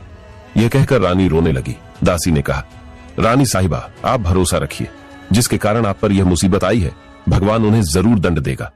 जब दासी ने रानी को ऐसा कहकर धीरज बंधाया कि आप निर्दोष हैं, तो रानी दासी से कहने लगी, मैं क्या करूं, राजा से बिछड़ना मुझसे नहीं सहा जाता है, उनकी याद में मेरा तन मन फटा जा रहा है। दासी ने कहा, महारानी, मुझे विश्वास है कि जिस तरह भगवान ने हमारी रक्षा की है, उसी तरह भगवान राजा की भी रक्षा कर रहे होंगे। दासी ने दोनों हाथों से रानी के आंसू पोंछे तो रानी ने दोनों हाथों से अपने मुंह को छुपा लिया। उसके बाद रानी ने दासी को अपने सीने से लगा लिया। दूसरे दिन जहाज चंद्रपुर राज्य के तट पर पहुंच गया। कप्तान ने रानी और दासी को राजा दिलीप के दरबार में ले जाकर खड़ा कर दिया। दरबार लगा हुआ था। राजा दिलीप सिंहासन पर विराजमान थे। दरबार में भीड़ जुटी थी। राजा दिलीप भद्र ने दोनों स्त्रियों की तरफ देखते हुए पूछा, ये दोनों कौन है और क्या चाहती है? जहाज के कप्तान ने हाथ जोड़कर कहा, महाराज, ये दोनों मुझे एक टापू पर मिली थी और सहायता के लिए पुकार रही थी। जब हमारा जहाज टापू के पास से निकला तो मैंने अपनी दूरबीन से इन्हें देखा। इनके चारों तरफ पानी ही पानी था। जमीन के छोटे से टुकड़े पर यह बेसहारा किसी सहायता की बांट जो हो रही थी, मैंने तुरंत अपनी नाव भेजकर इन्हें अपने जहाज पर बुला लिया और उसके बाद मैं इन्हें अपने साथ ले आया। महाराज, अब इन्हें आपका आश्रय चाहिए। इनकी कहानी बड़ी दुख भरी है। राजा ने दोनों को ध्यान से देखा कि वे किसी कुलीन घर की स्त्रियां नजर आती हैं। राजा ने रानी की तरफ देखते हुए पूछा, तुम कौन हो, कहां से आई हो और टापू पर कैसे पहुंची? रानी की आंखें आंसुओं से दबदबा गईं। रानी सिर नीचे करते हुए कहने लगी, महाराज, मैं बहुत दुखियारी हूं। हमारे दुखों की एक लंबी कहानी है। सही समय आने पर मैं आपको सब कुछ बता दूं। अभी तो मैं आपसे इस समय बस प्रार्थना करती हूं कि हमें कोई आश्रय मिल जाए। अभी हम इस हालत में नहीं हैं जो लंबी कहानी को आपको सुना सके। दुख और परेशानियों से उनकी हालत पेचीदा बनी हुई थी, इसलिए उन्होंने क्षमा मांगी। राजा दिलीप उनकी हालत को समझता है। उन्होंने सैनिकों को आदेश दिया कि इन्हें अंतापुर में पहुंचा दिया जाए और उनके खाने पीने का प्रबंध कर दिया जाए। राजा की आज्ञा पाते ही उसके सेवक दोनों को अंतापुर में ले गए। रानी और दासी ने राजा के दयालु स्वभाव की खूब प्रशंसा की। कुछ देर बाद दूत ने आकर राजा को सूचना दी कि महाराज, कुछ उपद्रवी हमारी सीमा में घुस आए हैं। उन्होंने हमारी फसल नष्ट कर दी है और किसानों की धन संपत्ति और पशुओं की लूटपाट करके ले जा रही है। अगर किसानों को तुरंत सहायता न मिले तो काफी नुकसान होने की संभावना है। राजा, यह खबर सुनते ही क्रोध से तमतमा उठा। हाथ की मुट्ठी बंध गई। राजा आग बबूला होते हुए बोला, मेरे राज्य में दुष्टों की यह मजाल कि वह दिन दहाड़े घुस आए और गरीबों को लूट ले जाए। राजा ने अपने सेनापति से कहा, जल्दी से सैनिकों की फौज तैयार करो। जो भी उपद्रवी है उनको मेरे सामने जिंदा लेकर आओ। उनको उचित दंड मिलना चाहिए। यह कहकर राजा चिंतित होकर सिंहासन से उठकर खड़े हो गए। उनके साथ सारे दरबारी भी उठकर चल दिए। अब दिलीप अपने कक्ष में पहुंचे तो सोने के पिंजरे में बैठे तोते ने उनकी हालत देखी और पूछा, महाराज, क्या बात है? सब कुशल तो है? आज आपको चिंतित देखकर मुझे बड़ा बुरा लग रहा है। राजा ने उपदरियों का किस्सा सुनाते हुए कहा, कुछ समझ नहीं आ रहा है। थोड़ी देर पहले मैंने 2 बेसहारा स्त्रियों को अपने यहां आश्रय दिया है और उसके थोड़ी देर बाद ही आफत की सूचना मिल गई। मुझे ऐसा लगता है जैसे वे दोनों स्त्रियां अपने साथ साथ मेरे लिए भी कुछ आपद लेकर आई हैं। मुझे उनके लक्षण अच्छे नजर नहीं आ रहे हैं। यह कहकर राजा परेशान सा अपने कक्ष में टहलने के लिए चला गया। तोता चुपचाप देखता रहा। तोते की समझ में कुछ नहीं आ रहा था कि ऐसी हालत में राजा से क्या कहा जाए। वह केवल इतना ही बोला, महाराज, बेकार चिंता में मत पड़िए, सब ठीक हो जाएगा। कोई किसी के लिए आत नहीं लाता। होनी को कौन टाल सकता है? होनी तो होकर ही रहती है। राजा ने भी कोई जवाब नहीं दिया। राजा उसी तरह से चिंता से ग्रसित अपने कक्ष में घूमते रहे। ऐसा लग रहा था जैसे तोता की कही हुई बात उन्हें अच्छी न लगी हो। ऐसे ही 2-3 दिन गुजर जाते हैं। इसी बीच रानी ने राजा के पास एक जी पहुंचाई जिसमें लिखा था कि महाराज, आपने हमें आश्रय दिया है। इस विपत्ति के समय में आपकी कृपा को हम भूल नहीं सकते, लेकिन अब इस तरह यहाँ पर खाली बैठना हमें अच्छा नहीं लग रहा। यह हमें शोभा नहीं देता है। हम आपसे विनती करती हैं कि हमें कोई नौकरी चाकरी मिल जाए तो हम अपने आप को धन्य समझेंगे। महाराज, हमें पता है कि महल में पहले से ही दास दासियां हैं। हमें भी सेवा का कुछ मौका मिलना चाहिए। हमें इनमें से एक समझा जाए। उनकी प्रार्थना सुनकर पहले तो राजा का माथा ठनका, परंतु फिर अचानक ख्याल आता है। राजा ने उसके लिए अपनी एक दासी की जगह पर लगा लिया कि उनकी एक दासी बड़ी ही छोटी थी। वह दासी राजा की बेटी की सेवा में लगी रहती थी। राजा ने उसको हटाकर नई दासी के रूप में उस रानी को लगा दिया। उन्होंने तुरंत ही रानी को राजकुमारी की दासी नियुक्त कर दिया और पुरानी दासी गोमती को काम से हटा दिया। काम से हटाया जाना दासी गोमती को अच्छा नहीं लगा। वह मन ही मन सोचने लगी कि अगर यह दासी नहीं आती तो उसे यह दिन नहीं देखना पड़ता। मैं मन ही मन रानी को जो दासी बनी हुई थी उससे बदला लेने का उपाय सोच रही थी। एक दिन रानी उदास और चिंतित बैठी थी। उसे इस तरह चिंतित देखकर राजकुमारी अरुणा बोली, क्या बात है दासी, तुम हमेशा चिंता में क्यों डूबी रहती हो? ना कुछ हंसती हो ना बोलती हो। चलो आओ, हम थोड़ा बाग में घूम कर आते हैं। काफी दिनों से मैं भी कहीं बाहर घूमने के लिए नहीं निकली। दोस्तों, राजकुमारी के कहने से वह रानी उसके साथ चलती। उसी दौरान जो पहले वाली दासी थी उसने देख लिया वह भी पहले से अफसर की तलाश में थी। वह तुरंत राज के अंदर चली गई जब महल के अंदर दरवाजे पर पहुंची तो द्वारपाल ने उसे रोक लिया, लेकिन उसने द्वारपाल से कहा कि मुझे राजा से बहुत जरूरी काम है। उसकी बात सुनकर द्वारपाल ने उन्हें अंदर जाने की आज्ञा दे दी। इस तरह राजमहल में प्रवेश कर चुकी वह चुपचाप छुपते छुपाते उस राजकुमारी के कक्ष में पहुंच जाती है। वहां जाकर उसने राजकुमारी अर का रत्न जड़ित कंगन चुरा लिया और छुपते छुपाते फिर से महल से निकल गई। उधर जब राजकुमारी गीछे से लौटकर वापस आई तो उसने अपने कक्ष में रत्न जड़ित कंगन गायब देखा। ये बात चारों तरफ फैल गई। सारे महल में खलबली मच गई। दास दासियां इधर उधर भाग दौड़ करने लगी। शाम होते होते ये बात राजा के कानों तक पहुंच गई। घूमते घूमते सबका शक दासी बनी। रानी के ऊपर ही गया, हो ना हो कंगन की चोरी इसी दासी ने की है। राजा को तो पहले से ही उसके लक्षण अच्छे नहीं लग रहे थे, क्योंकि उन दोनों एक महल में कदम रखते ही अशुभ समाचार मां सुनने को मिला था। अब यह दूसरी अप्रिय घटना घट गई थी। उन्होंने पैर पटक हुए आज्ञा दी कि इन दोनों स्त्रियों को फनर राजमहल से निकाल दिया जाए। पता नहीं किस मनहूस घड़ी में यहां आई है, मैं इनकी सूरत तक नहीं देखना चाहता। आज्ञा मिलते ही रानी और दासी को महल से बाहर निकाल दिया। अपमान और दुख से रानी का हृदय तड़प उठा। भाग्य के खिलवाड़ पर आंसू बहाती हुई रानी और दासी उस अजनबी राज में उसी रास्ते पर चली जा रही थी जिस रास्ते में कुछ दिन पहले चलकर आई थी। रानी और दासी के महल से निकलने से थोड़ी देर बाद ही राजा दिलीप को सैनिकों ने खुशी का समाचार सुनाते हुए कहा, महाराज, उपद्रव खत्म हो गया है। दमन के साथ साथ आपकी आज्ञा अनुसार उन उपद्रवियों को कैद कर लिया है। इधर राजा इस समाचार को पाकर फूले नहीं समाये। उधर द्वारपाल के भेजे हुए आदमियों ने कंगन को ढूंढने ला। दासी गोमती को चुराए हुए कंगन के साथ पकड़ लिया और गोमती को पकड़कर राजा के सामने पेश किया। जैसे ही राजा को यह पता चला कि असली चोर तो गोमती है, राजा को अपने किए गए फैसले पर बड़ा दुख हुआ। राजा ने रानी और दासी को ढूंढने के लिए अपने सैनिक दौड़ा दिए और उन्हें आज्ञा दी कि वे दोनों ज्यादा दूर नहीं गई होंगी। उन्हें बुलाकर महल में वापस ले आओ। आज्ञा मिलते ही राजा के सैनिक चारों तरफ दौड़ पड़े। काफी ढूंढने के बाद उन्होंने उन दोनों को ढूंढ ला और वह उन्हें राजा के महलों में ले आए। जैसे ही रानी और दासी ने उनके कक्ष में अपना पांव रखा, वैसे ही राजा खुद आगे बढ़े और शर्म से अपना सिर झुकाते हुए भारी गले से कहने लगे, बहन, मैं बहुत लज्जित हूं। मैंने व्यर्थ ही तुम्हें दोषी समझ लिया, तुम्हारे मन को ठेस पहुंचाई। मैंने तुम्हारा जो निरादर किया उसके लिए मुझे बहुत पश्चाताप है। राजा की बातें सुनते ही रानी की आंखों में सचमुच आंसुओं की झड़ी लग गई। उस समय तोता भी उसी में था। तोते की नजर रानी पर पड़ी तो उसका हृदय चीत्कार कर उठा। आंखों से आंसू बहने लगे। पिंजरे में बंद तोता बाहर निकलने के लिए छटपटा लगा। वह जोर जोर से चीखने चिल्लाने लगा और पिंजरे में अपनी चोंच मार रहा था। अचानक राजा और रानी का ध्यान पिंजरे की तरफ जाता है। तोते की आंखों से आंसू बहते हुए देखकर राजा आश्चर्य से भर उठा। उसे बड़ा धक्का लगा कि उसके प्यारे तोते को क्या हो गया है। आगे बढ़कर उसने बड़े ही प्यार से पिंजरे पर हाथ रखते हुए पूछा, क्या बात है सुखदेव, आज तुम्हारी आंखों में यह आंसू कैसे? आज मैं तुम्हें बहुत ही घबराहट में देख रहा हूँ। तब वह तोता चोंच दबाते हुए बोला, महाराज, यह मेरी रानी है। मेरे लिए एक ऐसा विचित्र सहयोग है। आज सबसे बड़ा खुशी का दिन है। तोते की बात सुनकर राजा की आंखें फटी की फटी रह गईं।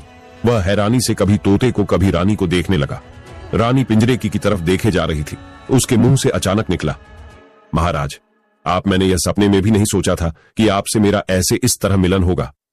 रानी ने अपनी आंखों के आंसू फंसते हुए राजा को प्रणाम किया और बोली, स्वामी, आपसे मिलने के लिए हम अब तक भटकती रही है।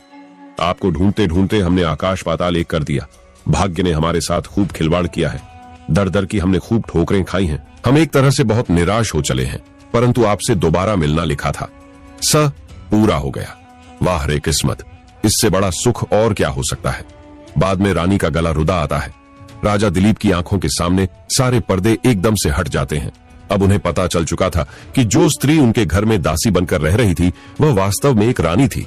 इस सच्चाई का पता चलते ही वे पानी पानी हो जाते हैं और उसने शर्म से अपनी गर्दन झुका ली। सचमुच यह बड़ा ही करोड़ दृश्य था। इसके बाद राजा ने रानी के रहने का प्रबंध वहीं राजमहल में एक अलग कमरे में कर दिया। तोते का पिंजरा राजा के कमरे से उठाकर रानी के कमरे में पहुंचा दिया गया। रात में बहुत देर तक राजा सूर्य प्रताप और रानी के बीच बातचीत होती रही। दोनों अब तक कहां रहे, क्या करते रहे, सारी बातें आपस में की। अब वे दोनों आगे का उपाय सोचने लगे, परंतु उन्हें कोई रास्ता नजर नहीं आ रहा था। अब वे आगे क्या करते, उस दुष्ट मंत्री से बदला कैसे लिया जाए। इसी सोच विचार में कुछ दिन और बीत गए। उन्हीं दिनों राजा दिलीप की बेटी अरोड़ा के स्वयंवर की तैयारी चल रही थी। राजमहल के सभी लोग स्वयंवर की तैयारियों में जुट गए। जगह जगह से राजा महाराजा और राजकुमार आने लगे। लोग उनकी सुख सुविधा ठहरने की उत्तम प्रबंध कर रहे थे। मंडप को खूब अच्छी तरह सजाया गया था। महल की सजावट देखते ही बनती थी। दास दसियों को पल भर की फुर्सत नहीं मिल पा रही थी। रानी जानती थी कि दूर दूर से राजा और राजकुमार में भाग लेने आएंगे। एक रोज रानी ने तोते से यही बात कही, मेरे ख्याल से वे दुष्ट मंत्री भी इस स्वयंवर में जरूर आएगा। तोते ने उत्तर दिया कि रानी हो सकता है कि वह यहां आए, पर यह जरूरी भी नहीं है कि वह ना आए। रानी कुछ देर सोचती रही और फिर बोली, उसका यहां आना जरूरी है। अगर वह यहां नहीं आएगा तो मेरी सोची हुई बात अधूरी रह जाएगी। राजा ने कहा, रानी क्या सोच रही? तुमने क्या अधूरा सोचा है? तोता बने हुए राजा अधीर होकर कहने लगा, मुझे बताओ। रानी कहने लगी, महाराज, मैंने सोचा है कि राजकुमारी एक ही शर्त पर बरमाला डाले, जिससे संजीवनी मंत्र की विद्या आती हो, उसी के गले में बरमाला पहनाए। अगर राजा दिलीप की ओर से यह डोरा पिटवा दिया जाए तो मेरा मन चाहता है कि मंत्री शिशुपाल इस स्वयंवर में जरूर आएगा, क्योंकि उसे यह विद्या आती है। अब यह काम तो तुम्हारा है कि तुम राजा दिलीप को किस तरह से सहमत कर लो ताकि वे मेरी योजना पूरी कर सके। तोता बने हुए राजा ने रानी की बात को पूरी तरह नहीं समझा, फिर भी उसे आश्वासन देते हुए कहा कि अच्छी बात है, मैं अपनी तरफ से पूरी कोशिश करूंगा। मैं कोशिश करूंगा कि राजा वैसा ही करे जैसा तुम चाहती हो। रानी खुश होते हुए बोली, ठीक है, आगे का काम मैं संभाल लूंगी। दूसरे दिन तोता बने राजा ने दिलीप को शर्त के लिए राजी कर लिया। चारों ओर झोरा पिटवा दिया कि राजकुमारी उसी के गले में बरमाला पहनाएगी जिसे संजीवनी विद्या आती होगी। आखिर स्वयंवर का दिन भी आ गया। मंडप में बहुत सारे राजा महाराजा आकर बैठ गए। अभी राजकुमारी वहां आई नहीं थी। एक एक तरफ दर्शकों की भीड़ थी। मंत्री ने खड़े होकर आमंत्रित राजा और महाराजा राजकुमारों को आने के लिए धन्यवाद किया। स्वयंवर की शर्तों को दोहराकर ऐलान कर दिया। अब राजकुमारी के आने की तैयारी हो रही थी। इतने में मंडप के बाहर एक शोगुल सुनाई देता है। बाहर कहीं किसी के लड़ने और चीखने की आवाजें आ रही थी। राजा दिलीप ने देखा कि एक शिकारी अपना कुत्ता और एक औरत एक मरी हुई मुर्गी लेकर आ रही है। राजा दिलीप ने कड़क कर कहा, ये क्या? मां है? कौन हो तुम लोग? क्या चाहते हो? उस कड़क भरी आवाज से मंडप में सन्नाटा छा गया। उस औरत ने अपनी मरी हुई मुर्गी राजा के सामने रखते हुए हाथ जोड़कर कहा, महाराज, मैं आपके पास एक फरियाद लेकर आई हूं। राजा ने कहा, यह फरियाद का वक्त नहीं है। यहां राजकुमारी के स्वयंवर में विघ्न डालने की तुम्हारी हिम्मत कैसे हुई? राजा ने गरजते हुए कहा, तुम जानती हो इसकी सजा क्या है? वे दोनों कहने लगे, महाराज, मेरी मुर्ग को एक शिकारी के कुत्ते ने मार डाला है। मैं आपके दरबार में फरियाद लेकर आई हूं महाराज, मुझे इंसाफ दीजिए। राजा दिलीप ने अपने ऊपर किसी प्रकार से काबू करते हुए कहा, यह विवाह का शुभ अवसर है, जल्दी बोलो, तुम क्या चाहते हो? तो वह औरत कहती है, महाराज, मुझे मेरी अपनी मुर्गी जिंदा वापस चाहिए। औरत ने गिड़गिड़ा हुए कहा, यह मेरे कलेजे का टुकड़ा है, यह मुर्गी मेरे पिता की दी हुई निशानी है। राजा ने गुस्से में भरकर यह कहा, कैसी बात करती हो? भला मरी हुई मुर्गी वापस जिंदा कैसे हो सकती है? तब वे कहने लगे, महाराज, मुझे तो बस अपनी मुर्गी चाहिए। मैं आपसे अपना आंचल फैलाकर भीख मांगती हूं। मुझे यकीन है मैं आपके द्वार से निराश नहीं लौटूं। वह औरत अपनी बात पर अड़ी रही। राजा परेशान हो चुका था। उसे समझ में नहीं आ रहा था कि वह उस औरत को कैसे समझाए। सारी सभा सांस रोके हुए राजा के फैसले का इंतजार कर रही थी। इतने में राजा को ध्यान आता है कि आज स्वयंवर में हमने जो शर्त रखी है उसके अनुसार संजीवनी विद्या जानने वाला राजा या राजकुमार इस मुर्गी को जिंदा कर सकता है। यह ख्याल आते ही राजा के चेहरे पर खुशी नाचने लगी। इतने में राजकुमारी हाथ में बरमा लिए हुए अपनी सहेलियों के साथ सभा मंडप में आ गई। अच्छा मौका देखकर राजा ने उठते हुए घोषणा की कि जो भी इस मुर्गी को अपनी संजीवनी विद्या से जीवित करेगा, हमारी राजकन्या उसी के गले में बरमाला पहनाए। कि राजा की यह घोषणा सुनते ही चारों तरफ सन्नाटा छा गया। स्वयंवर में आए राजा महाराजा राजकुमार एक दूसरे को मुंह देखने लगे। थोड़ी देर बाद मंत्री शिशुपाल अपने आसन से उठा और मंडप के बीच में आ गया। उसने ने कहा, किस मुर्गी को मैं जिंदा करूंगा? इसके बाद उसने संजीवनी मंत्र पढ़ना शुरू किया। पिंजरे में बैठा तोता यह तमाशा देख रहा था। जैसे ही शिशुपाल ने अपनी संजीवनी मंत्र को पढ़ना शुरू किया, वैसे ही तोते ने उसका उल्टा मंत्र पढ़ना शुरू कर दिया। तोते के उल्टा मंत्र पढ़ने के कारण लाख कोशिश करने पर भी मंत्री शिशुपाल का मंत्र नहीं चला। शिशुपाल को काटो तो खून नहीं। सारी सभा में उसका मजाक हो रहा था। हार। शिशुपाल ने कहा, मैं इस मुर्गी को जरूर जीवित कर सकता हूं, लेकिन मेरी एक शर्त है। इजाजत हो तो मैं अपने मंत्र का जाप किसी कमरे में बैठकर अकेले में करना चाहूंगा। राजा दिलीप भद्र ने उसकी बात मान ली और इसके लिए तैयार हो गए। थोड़ी देर बाद शिशुपाल को एक कमरे में छोड़ दिया। उसने दरवाजा बंद कर वह उसी मंत्र का जाप करने लगा। थोड़ी देर में मरी हुई मुर्गी धीरे धीरे अपने पंख फड़फड़ाने लगी। सारी सभा में खुशी से तालियां बजने लगी। शिशुपाल की आत्मा मुर्गी में प्रवेश कर रही। कुछ देर बाद बंद कमरे में शिशुपाल का सब पड़ा था। जिस समय शिशुपाल की आत्मा मुर्गी में प्रवेश कर रही थी, उसी समय तोते ने भी, और उस तोते के शरीर से निकलकर उसकी आत्मा उस शिशु के निर्जीव शरीर में प्रवेश कर गई। वास्तव में वही शरीर राजा का था, और देखते ही देखते तोते की आत्मा उस राजा के शरीर में प्रवेश कर गई। अब खाली पिंजड़े में केवल तोते का मरा हुआ शरीर पड़ा था। मुर्गी मंडप में फिर से जीवित हो चुकी थी। थोड़ी देर बाद राजा सूर्य प्रताप बंद कमरे से बाहर निकले और मंडप में आकर उस मुर्गी से बोली, जो वह मंत्री उस मुर्गी में समा गया था। क्यों मंत्री जी, कैसी रही हमारी? यह कला राजा को जीवित देखकर मंत्री समझ गया था। अच्छा तो यह था, तभी तो मेरे संजीवनी मंत्र को कोई उल्टा कर रहा था। तूने ही उस ऐश मंत्र का जाप करके मेरा यह हाल किया है। दोस्तों, वह औरत जो यह कह रही थी कि यह मुर्गी मेरी है, और वह शिकारी जो कुत्ते वाला था, वे दोनों उस सभा मंडप में आई, क्योंकि वे दोनों वह रानी और दासी थी। राजा दिलीप राजा सूर्य प्रताप को असली रूप में देखकर बहुत प्रसन्न हुए। उन्होंने मुर्गी के रूप में उस दुष्ट मंत्री को मौत की सजा दी। राजा सूर्य प्रताप और रानी का खूब अतिथि सत्कार किया। दर्शक बंधु कहते हैं, ये 4 काम कभी दूसरे के सामने मत करना। नंबर 1, अपनी स्त्री से प्रेम या अपनी स्त्री का दूसरे पुरुष के साथ रहने की इजाजत देना, या अपनी स्त्री के सामने किसी पर पुरुषों को लाना, ऐसा कभी ना करें। नंबर 2, अपने गुप्त रहस्य किसी और के सामने प्रकट ना करें। जिन रहस्यों से किसी की जान जाती हो, आपके कुल की मान प्रतिष्ठा धूमिल होती हो, या किसी के शत्रुओं को मौका मिलता हो। नंबर 3, अपने धन और सुंदर स्त्री की चर्चा दूसरे के सामने ना करें, वरना वह इन 3 चीजों को हत्या आने की कोशिश कर सकता है। दोस्तों, यह तो थी सीखने वाली बातें, इन्हें अपने जीवन में जरूर फॉलो करना। कुछ दिनों बाद राजा सूर्य प्रताप अपनी रानी और दासी सहित अपने नगर को लौट आए। प्रतापगढ़ की जनता अपने राजा और रानी को पाकर बड़ी खुश होती है, और वे फिर से खुशी खुशी अपने राज्य का संचालन करने लगे। दोस्तों, ये कहानी आपको कैसी लगी? कमेंट सेक्शन में अपनी राय जरूर देना। मिलते हैं आपसे अगली वीडियो में एक और ज्ञान के साथ। आप सभी का बहुत बहुत धन्यवाद। नमोः बुद्ध।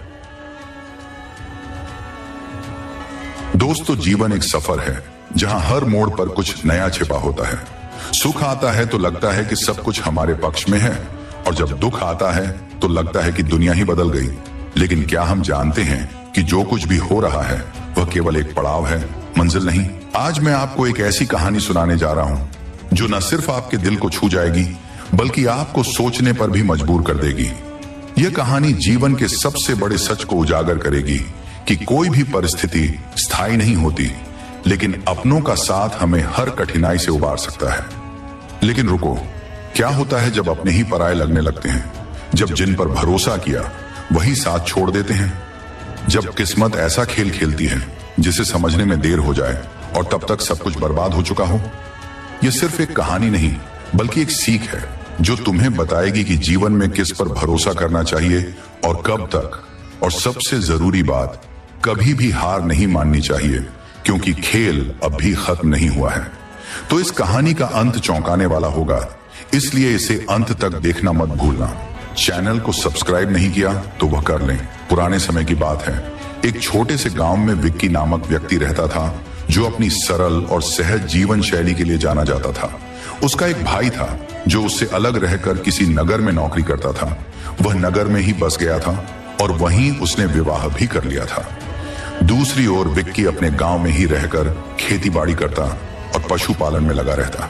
उसके पास 3 गाय थी, जिन्हें वह खुद चराने ले जाता था। इसके अलावा गांव के अन्य धनवान लोग भी अपनी गाय चराने के लिए उसे सौंप देते थे। बदले में वे उसे कुछ धन या अनाज दे देते थे। इसी प्रकार विक्की अपनी आजीविका चलाता था। उसके घर में केवल वह और उसकी पत्नी ही रहते थे। विवाह को 10 से अधिक वर्ष बीत चुके थे, परंतु उनके कोई संतान नहीं थी। पत्नी को संतान होने की चिंता दिन रात सताती थी, जिससे वह हमेशा दुखी और चिंताग्रस्त रहती थी। विक्की भी इस बात से व्यथित था, परंतु वह इस दोहक को अपने मन में ही दबाए रखता था। विक्की जब प्रतिदिन जंगल में अपनी गायों को चराने ले जाता, तो वहां स्थित एक महात्मा के आश्रम में अवश्य जाया करता।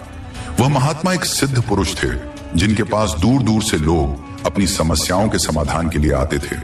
वे बीमारियों का इलाज करते और संतानहीन दंपतियों को संतान सुख प्राप्ति के लिए औषधि और आशीर्वाद प्रदान करते थे। विक्की यह सब प्रतिदिन देखता, परंतु अपने संकोची स्वभाव के कारण कभी अपनी व्यथा महात्मा से नहीं कह पाया। वह नित्य ही महात्मा की सेवा करता, कभी आश्रम की सफाई कर देता, तो कभी जंगल से फल फूल और लकड़ियां लाकर महात्मा को भेंट करता। महात्मा उसकी सेवा से प्रसन्न होकर उसे भोजन करा देते। इसी प्रकार कई वर्ष बीत गए, परंतु विक्की अपने मन की बात हने का साहस नहीं जुटा पाया। एक दिन विक्की ने अपनी पत्नी से इस विषय में चर्चा की।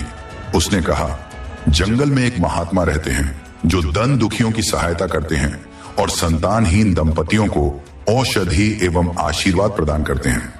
मैं लंबे समय से सोच रहा था कि उनसे अपने लिए भी संतान का आशीर्वाद मांगूं, परंतु संकोचवश कभी कह नहीं पाया। यह सुनते ही उसकी पत्नी नाराज हो गई और बोली, आप कितने मूर्ख हैं।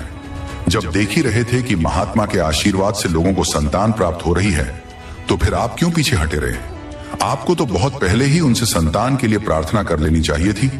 आप इतने वर्षों से वहां जाते रहे, पर मुझे कभी यह बात नहीं बताई। अगर मुझे पता होता तो मैं स्वयं जाकर महात्मा से विनती कर लेती। खैर, अब जब आपने यह बात बताई है, तो कल सुबह जब आप महात्मा के पास जाएंगे तो हर हाल में उनसे संतान का आशीर्वाद पा लीजिए। यदि आप ऐसा नहीं करेंगे तो मैं स्वयं वहां जाऊंगी। आप यह चाहते हैं कि मैं जंगल में ना जाऊं, तो आपको आज ही उनसे आशीर्वाद लेना होगा। महात्मा हमेशा एक ही स्थान पर नहीं रहते। आज यहां है, कल किसी और स्थान पर चले जाएंगे, फिर आप उन्हें ढूंढते रह जाएंगे। विक्की ने अपनी पत्नी की बातों को गंभीरता से लिया और बोला, भाग्यवान, मैं अब और संकोच नहीं करूंगा। आज ही महात्मा से अपनी इच्छा प्रकट करूंगा और तब तक उनके चरण नहीं छोड़ूंगा जब तक वे मुझे संतान प्राप्ति का आशीर्वाद नहीं दे देते। यदि वे आनाकानी करेंगे तो कल मैं तुम्हें भी अपने साथ ले जाऊंगा और हम दोनों ही उनके चरण पकड़ लेंगे। उसकी पत्नी मुस्कुराई और बोली, इसकी जरूरत नहीं पड़ेगी, वे अवश्य ही आपको आशीर्वाद देंगे। जो कुछ भी वे आपको प्रदान करें उसे अच्छे से संभाल कर ले आना। अगली सुबह विक्की रोज की तरह जंगल की ओर निकल पड़ा। वह अपने साथ महात्मा के लिए फल फूल और लकड़ियां लेकर गया। जब वह आश्रम पहुंचा तो देखा कि एक धनी सेठ अपनी पत्नी के साथ महात्मा से संतान प्राप्ति का आशीर्वाद लेने आया हुआ था। महात्मा ने उन्हें एक विशेष फल प्रदान किया और आशीर्वाद दिया। सेठ प्रसन्न होकर वहां से चला गया। तभी विक्की ने तुरंत महात्मा के चरण पकड़ लिए। महात्मा ने चौंक कर पूछा, विक्की, ये क्या कर रहे हो? तुम्हें किस बात की चिंता है? तब विक्की ने अपनी पीड़ा प्रकट की और कहा, महात्मा जी, मेरे विवाह को 12 वर्ष पूरे होने वाले हैं, लेकिन मेरे कोई संतान नहीं है। कृपया मुझ पर दया करें और मुझे संतान का आशीर्वाद दें। महात्मा ने गहरी सांस ली और बोले, विक्की, ये तुम्हारे लिए उचित नहीं होगा पुत्र। जन्म के पश्चात तुम्हारे ऊपर अनेक ग्रहों का प्रकोप मंडराने लगेगा, जिससे तुम्हारे जीवन में संकट उत्पन्न हो सकता है। यह शुभ संकेत नहीं है। लेकिन विक्की अपने संकल्प पर अडिग रहा और बोला, महात्मा जी, मैं कुछ नहीं जानता। मुझे आपका आशीर्वाद चाहिए। जब तक आप संतान का आशीर्वाद नहीं देंगे, मैं आपके चरण नहीं छोड़ूंगा। महात्मा ने विक्की को समझाने का प्रयास किया। विक्की, मेरी बात ध्यान से सुनो। मैं तुम्हारे भले के लिए कह रहा हूं। यदि तुमने इस राह पर कदम बढ़ाया तो आने वाले समय में तुम्हें भारी कठिनाइयों का सामना करना पड़ेगा। परंतु विक्की टस से मस नहीं हुआ और दृढ़ता से बोला, आप कोई बहाना ना बनाइए, मुझे आशीर्वाद देना ही होगा। महात्मा ने गहरी सांस लेते हुए विक्की से कहा, विक्की, शांत मन से मेरी बात ध्यानपूर्वक सुनो। मैं जो कुछ कह रहा हूं वह तुम्हारे भले के लिए ही कह रहा हूं। लेकिन विक्की अपने निश्चय पर अडिग था। उसने तुरंत उत्तर दिया, महात्मा, मुझे आपके उपदेश और ज्ञान की बातें सुनने में कोई रुचि नहीं है। मुझे बस संतान का आशीर्वाद चाहिए। यह सुनकर महात्मा को क्रोध आ गया। उन्होंने गहरी दृष्टि से विक्की को देखा और बोले, मूर्ख, तू मेरी बातों पर ध्यान नहीं दे रहा और अपनी ही हठ धर्मिता पर अड़ा हुआ है। जब तू अपनी भलाई के बारे में खुद ही नहीं सोचता तो जा, मैं तुझे आशीर्वाद देता हूं। तेरे एक नहीं बल्कि 2 पुत्र एक साथ जन्म लेंगे। लेकिन याद रख, जब वे केवल 5 वर्ष के होंगे तभी तेरी मृत्यु निश्चित रूप से हो जाएगी। महात्मा की बात सुनते ही विक्की सहर उठा। उसका मन भय और चिंता से भर गया। वह कांपी आवाज में बोला, महात्मा जी, यह आप मुझे आशीर्वाद दे रहे हैं या कोई भयंकर शाप सुना रहे हैं? महात्मा गंभीर स्वर में बोले, विक्की, मैंने तुझे केवल आशीर्वाद दिया है। तेरी मृत्यु तो पहले ही विधाता ने तय कर दी थी। यह पहले से ही लिखा जा चुका है कि जब तेरे पुत्र 5 वर्ष के होंगे तब तेरा जीवन समाप्त हो जाएगा। इसी कारण मैं तुझे संतान के लिए मना कर रहा था। यदि तू 10 वर्षों तक प्रतीक्षा करता, उसके बाद संतान की कामना करता, तो शायद परिस्थितियां कुछ और होती। लेकिन अब जब तूने जिद पकड़ ही ली है और जब विधाता की भी यही इच्छा है, तो इसे अब कोई भी बदल नहीं सकता। इतना कहकर महात्मा ने एक फल विक्की के हाथ में रखते हुए कहा, ले ये फल ले जा और अपनी पत्नी को दे देना। इसे खाने के बाद तेरी पत्नी की इच्छा पूर्ण हो जाएगी। विक्की भारी मन और बोझल कदमों के साथ घर लौटा। उसने अपनी पत्नी को पूरी घटना विस्तार से बताई। उसने कहा, महात्मा ने मुझे आशीर्वाद तो दे दिया। उन्होंने कहा है कि हमें एक नहीं बल्कि 2 पुत्रों की प्राप्ति होगी, लेकिन साथ ही उन्होंने यह भी कहा कि जब वे 5 वर्ष के होंगे तब मैं इस संसार से विदा हो जाऊंगा। यह सुनकर उसकी पत्नी चौंक गई और बोली, यह कैसी अजीब बात कह दी। उन्होंने ने गहरी सांस लेते हुए महात्मा की पूरी भविष्यवाणी अपनी पत्नी को बता दी। पहले तो उसकी पत्नी संतान सुख की बात सुनकर बेहद प्रसन्न हुई, लेकिन जब पति की मृत्यु का भयावह सत्य उसके सामने आया तो वह अत्यधिक दुखी हो गई। उसे समझ नहीं आ रहा था कि वह इस आशीर्वाद को माने या इसे किसी श्राप की तरह देखे। कुछ देर विचार करने के बाद उसने एक कठोर निर्णय लिया, मैं भूल से भी इस फल को नहीं खाऊंगी। उसने बिना देर किए उस फल को उठाया और उसे घर के पास बनी कुएं में फेंक दिया। लेकिन विधाता की लीला को कौन बदल सकता है। उस फल के त्याग देने के बावजूद कुछ समय बाद उसकी गोद भर गई। महीनों बाद उसने 2 सुंदर पुत्रों को जन्म दिया। अब वह पूरी तरह समझ चुकी थी कि विधि का विधान अटल होता है और भाग्य की लिपि को कोई भी नहीं मिटा सकता। मृत्यु एक शाश्वत सत्य है जो हर प्राणी के लिए निश्चित है।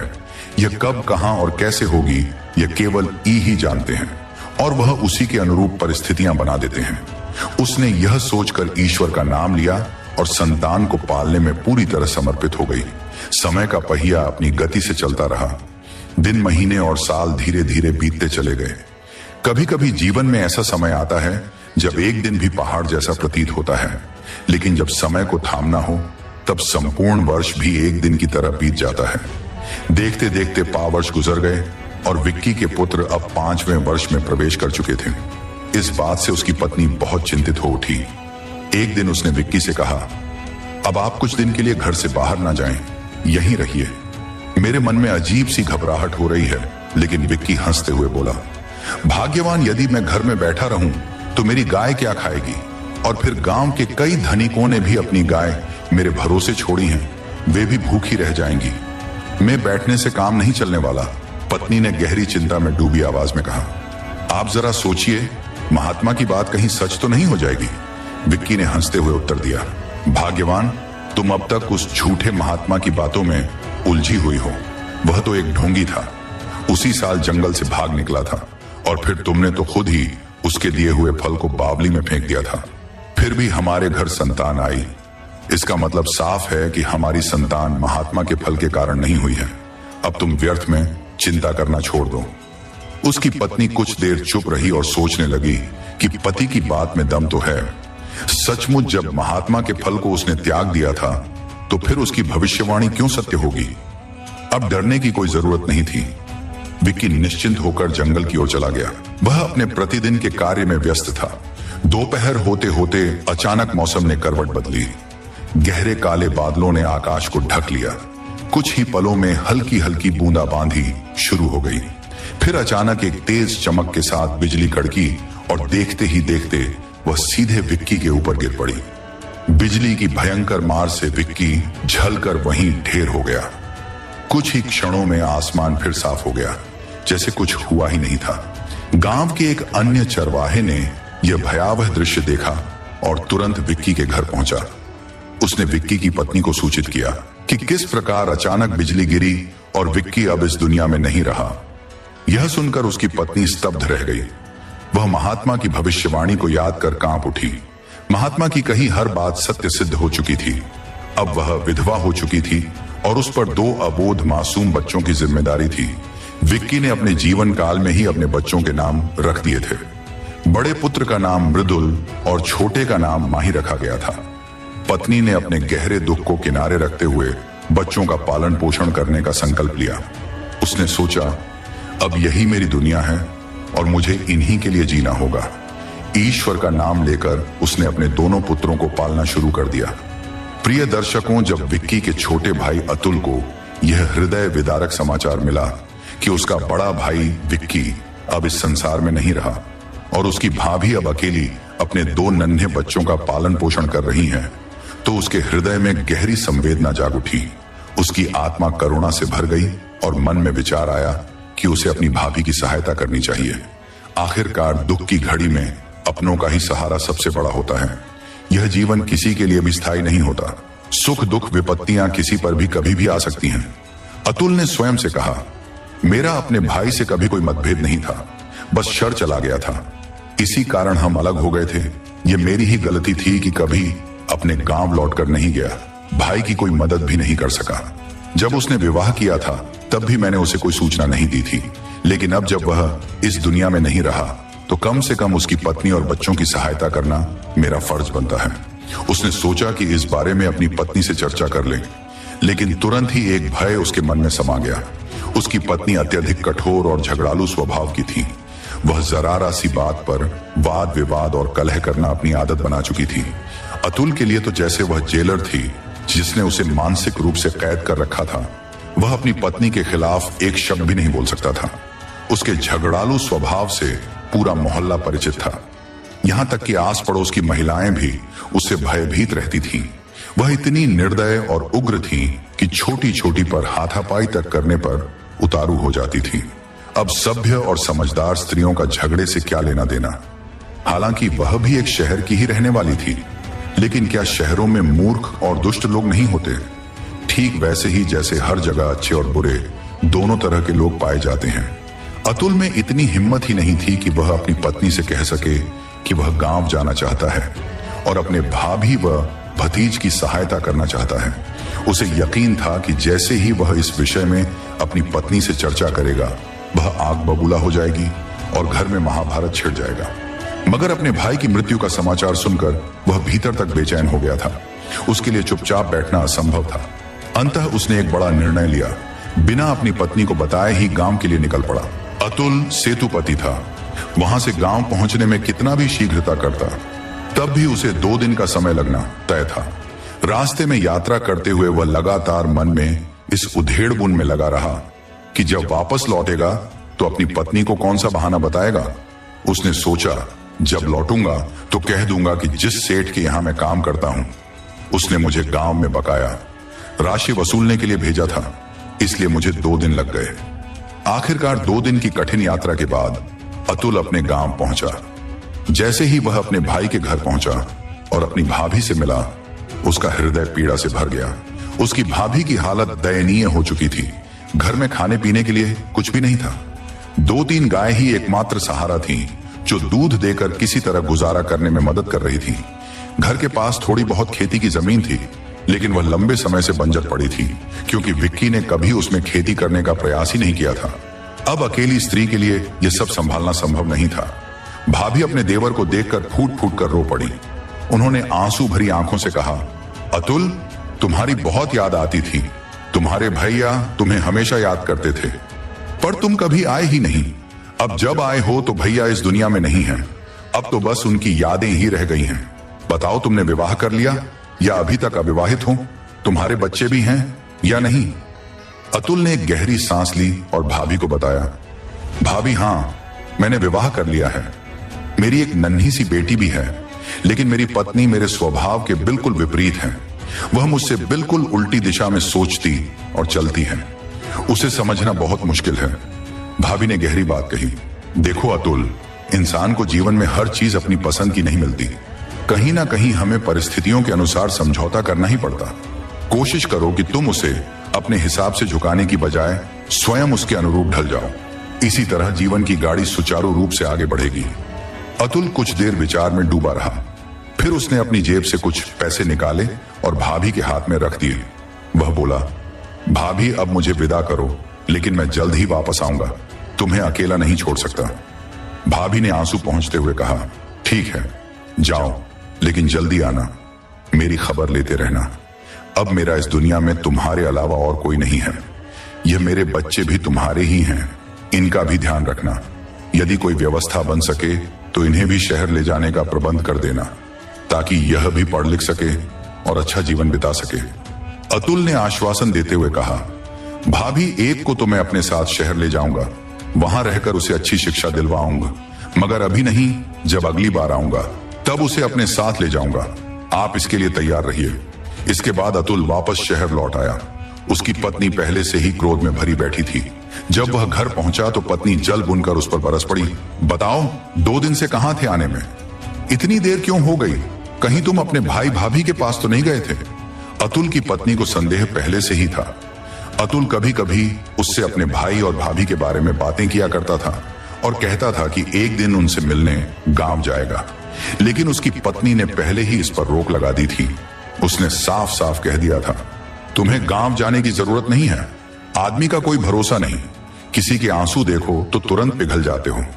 अगर तुम्हारे गरीब भाई भाभी रो देंगे तो तू अपनी पूरी कमाई उन पर लुटा दोगे? मैं ऐसा नहीं होने दूंगी। जब अतुल घर लौटा तो पत्नी गुस्से से तिल मिलाई हुई थी। उसने चिल्लाकर पूछा, बताओ कहां थे? 2 दिन से तुम गायब क्यों थे?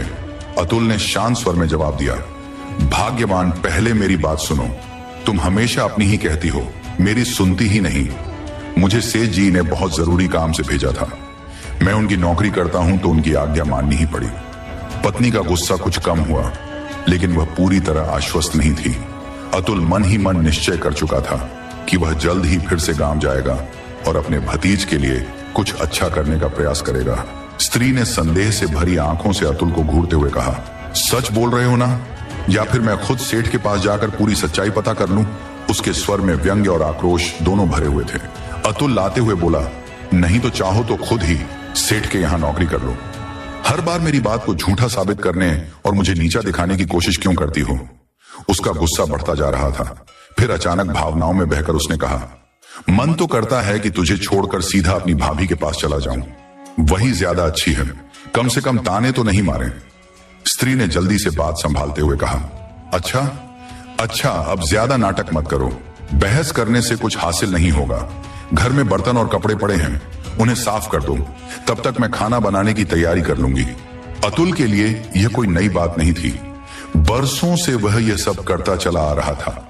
उसने विवाह इस उम्मीद में किया था कि अब उसे बर्तन धोने, कपड़े साफ करने और चूल्हे चौके की जिम्मेदारियों से छुटकारा मिल जाएगा। लेकिन उसकी पत्नी ने भी शादी सिर्फ इसीलिए की थी ताकि उसे भी खाना बनाने, कपड़े धोने और बर्तन मांजने के झंझट से मुक्ति मिल जाए। मगर किस्मत ने दोनों की इच्छाओं पर पानी फेर दिया था। विवाह के बाद भी दोनों को पूरी राहत नहीं मिल सकी थी। आखिरकार उन्होंने आपसी सहमति से एक समझौता कर लिया। पत्नी केवल खाना बनाएगी, जबकि पति बर्तन और कपड़े धोने का काम करेगा। बीते 2 दिनों से उसकी पत्नी को खुद ही बर्तन धोने पड़े थे, जिससे वह काफी चिड़ी हुई थी। मगर जैसे ही अतुल ने बिना कोई देर किए तुरंत बर्तन और कपड़े धो दिए, उसका गुस्सा कुछ हद तक शांत हो गया। अतुल के मन में बार बार यह विचार घूम रहा था कि उसने अपनी भाभी से कह तो दिया था कि वह उनके एक बेटे को अपने साथ शहर ले जाएगा, लेकिन अब वह उसे इस घर में कैसे समायोजित करेगा?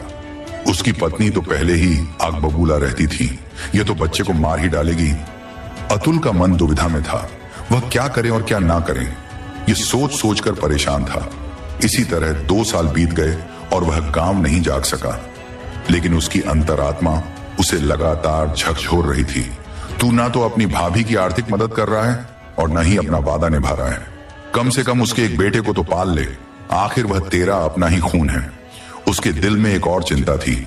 उसकी खुद की सिर्फ एक बेटी थी जो बड़ी होकर अपने घर चली जाएगी। फिर उसका सहारा कौन बनेगा? उसे लगा कि मृदुल ही उसका भविष्य का सहारा बन सकता है। वह उसका सगा भतीजा था और अपना खून आखिर अपना ही होता है। इस विचार से प्रेरित होकर अतुल ने एक बार फिर गांव जाने का फैसला किया और बिना देर किए वहां के लिए निकल पड़ा। गांव पहुंचकर उसने अपनी भाभी से अपनी व्यस्तता के बारे में सफाई दी। भाभी सेठ ने इतना काम दे दिया था कि फुर्सत ही नहीं मिली। अब जाकर थोड़ा समय निकला तो दौड़ा। आया हूं, आज मृदुल को अपने साथ शहर ले जाने के लिए तैयार हूं। भाभी को तो पहले से ही इसका इंतजार था।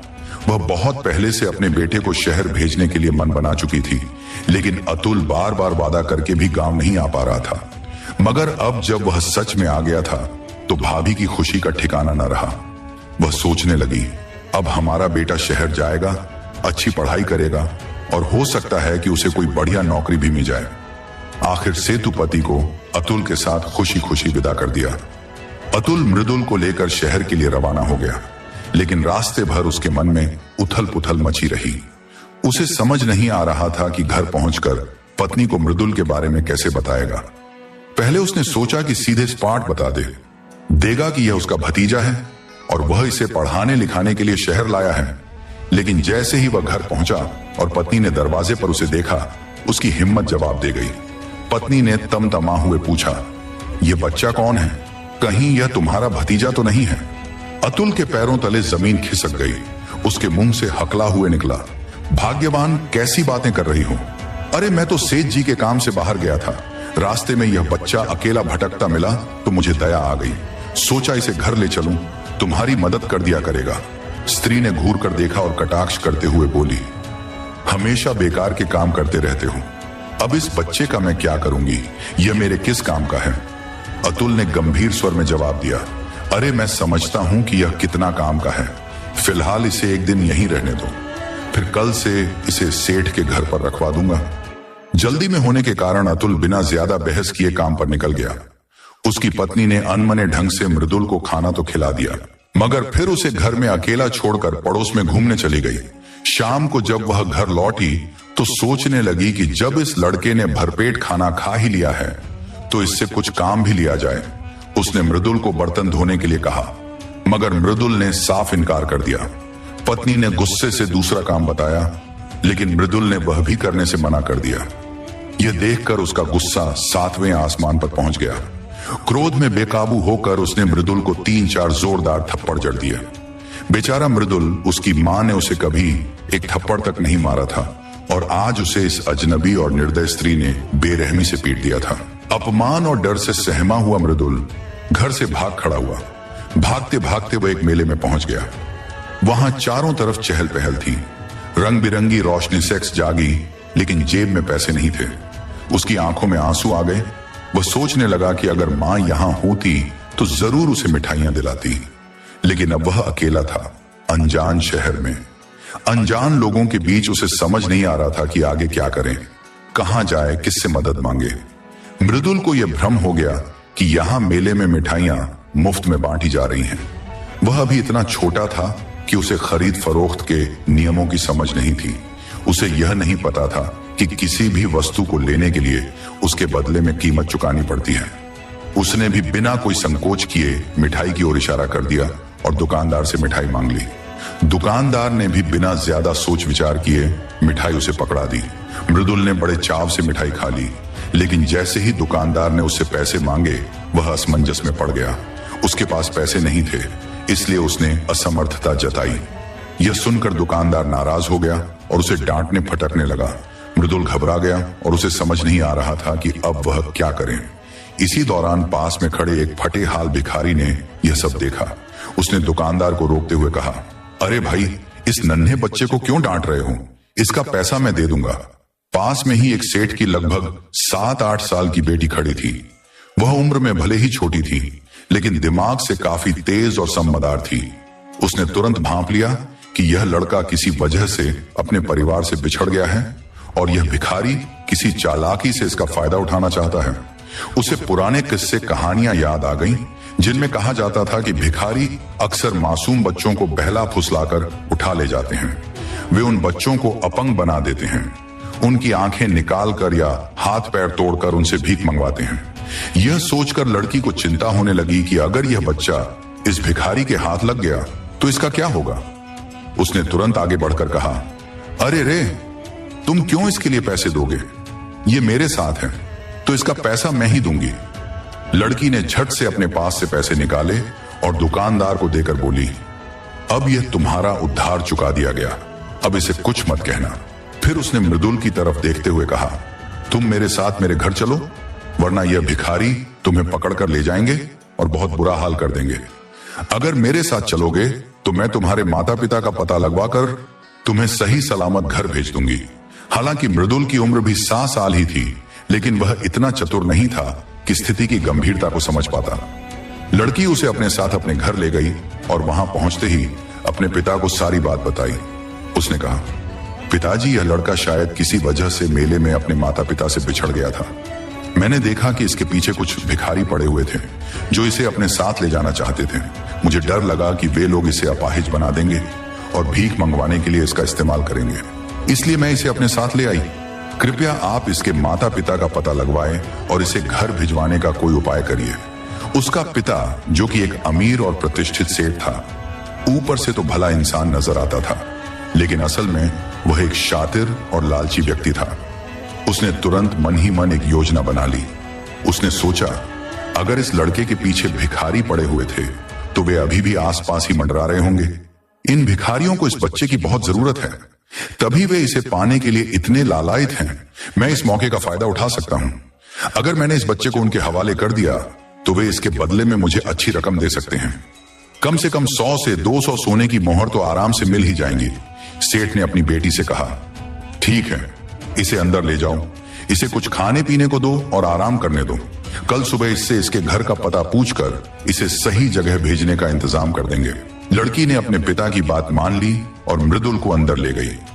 उधर सेठ दरवाजे के पास ही बैठा रहा, क्योंकि उसे पूरा यकीन था कि वह भिखारी अब भी आसपास ही कहीं छिपा हुआ होगा और सही मौके की तलाश में होगा। सेठ की चालाकी काम कर गई। कुछ देर बाद वही भिखारी चोरी छिपे सेठ के पास आया और धीरे से बोला, सेठ जी, वह बच्चा मुझे दे दीजिए, मैं उसके बदले आपको सोने की 100 मोहरें दूंगा। सेठ ने अकड़ हुए कहा, क्या बकवास कर रहा है? इस तरह मैं तुझे बच्चा क्यों दूं?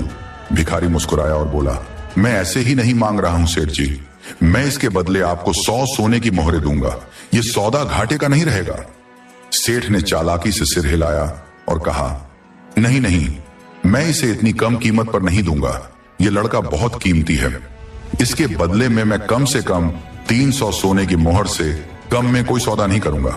भिखारी सोच में पड़ गया और फिर बोला, सेठ जी, चलिए बीच का रास्ता निकालते हैं, ना आपकी बात ना मेरी।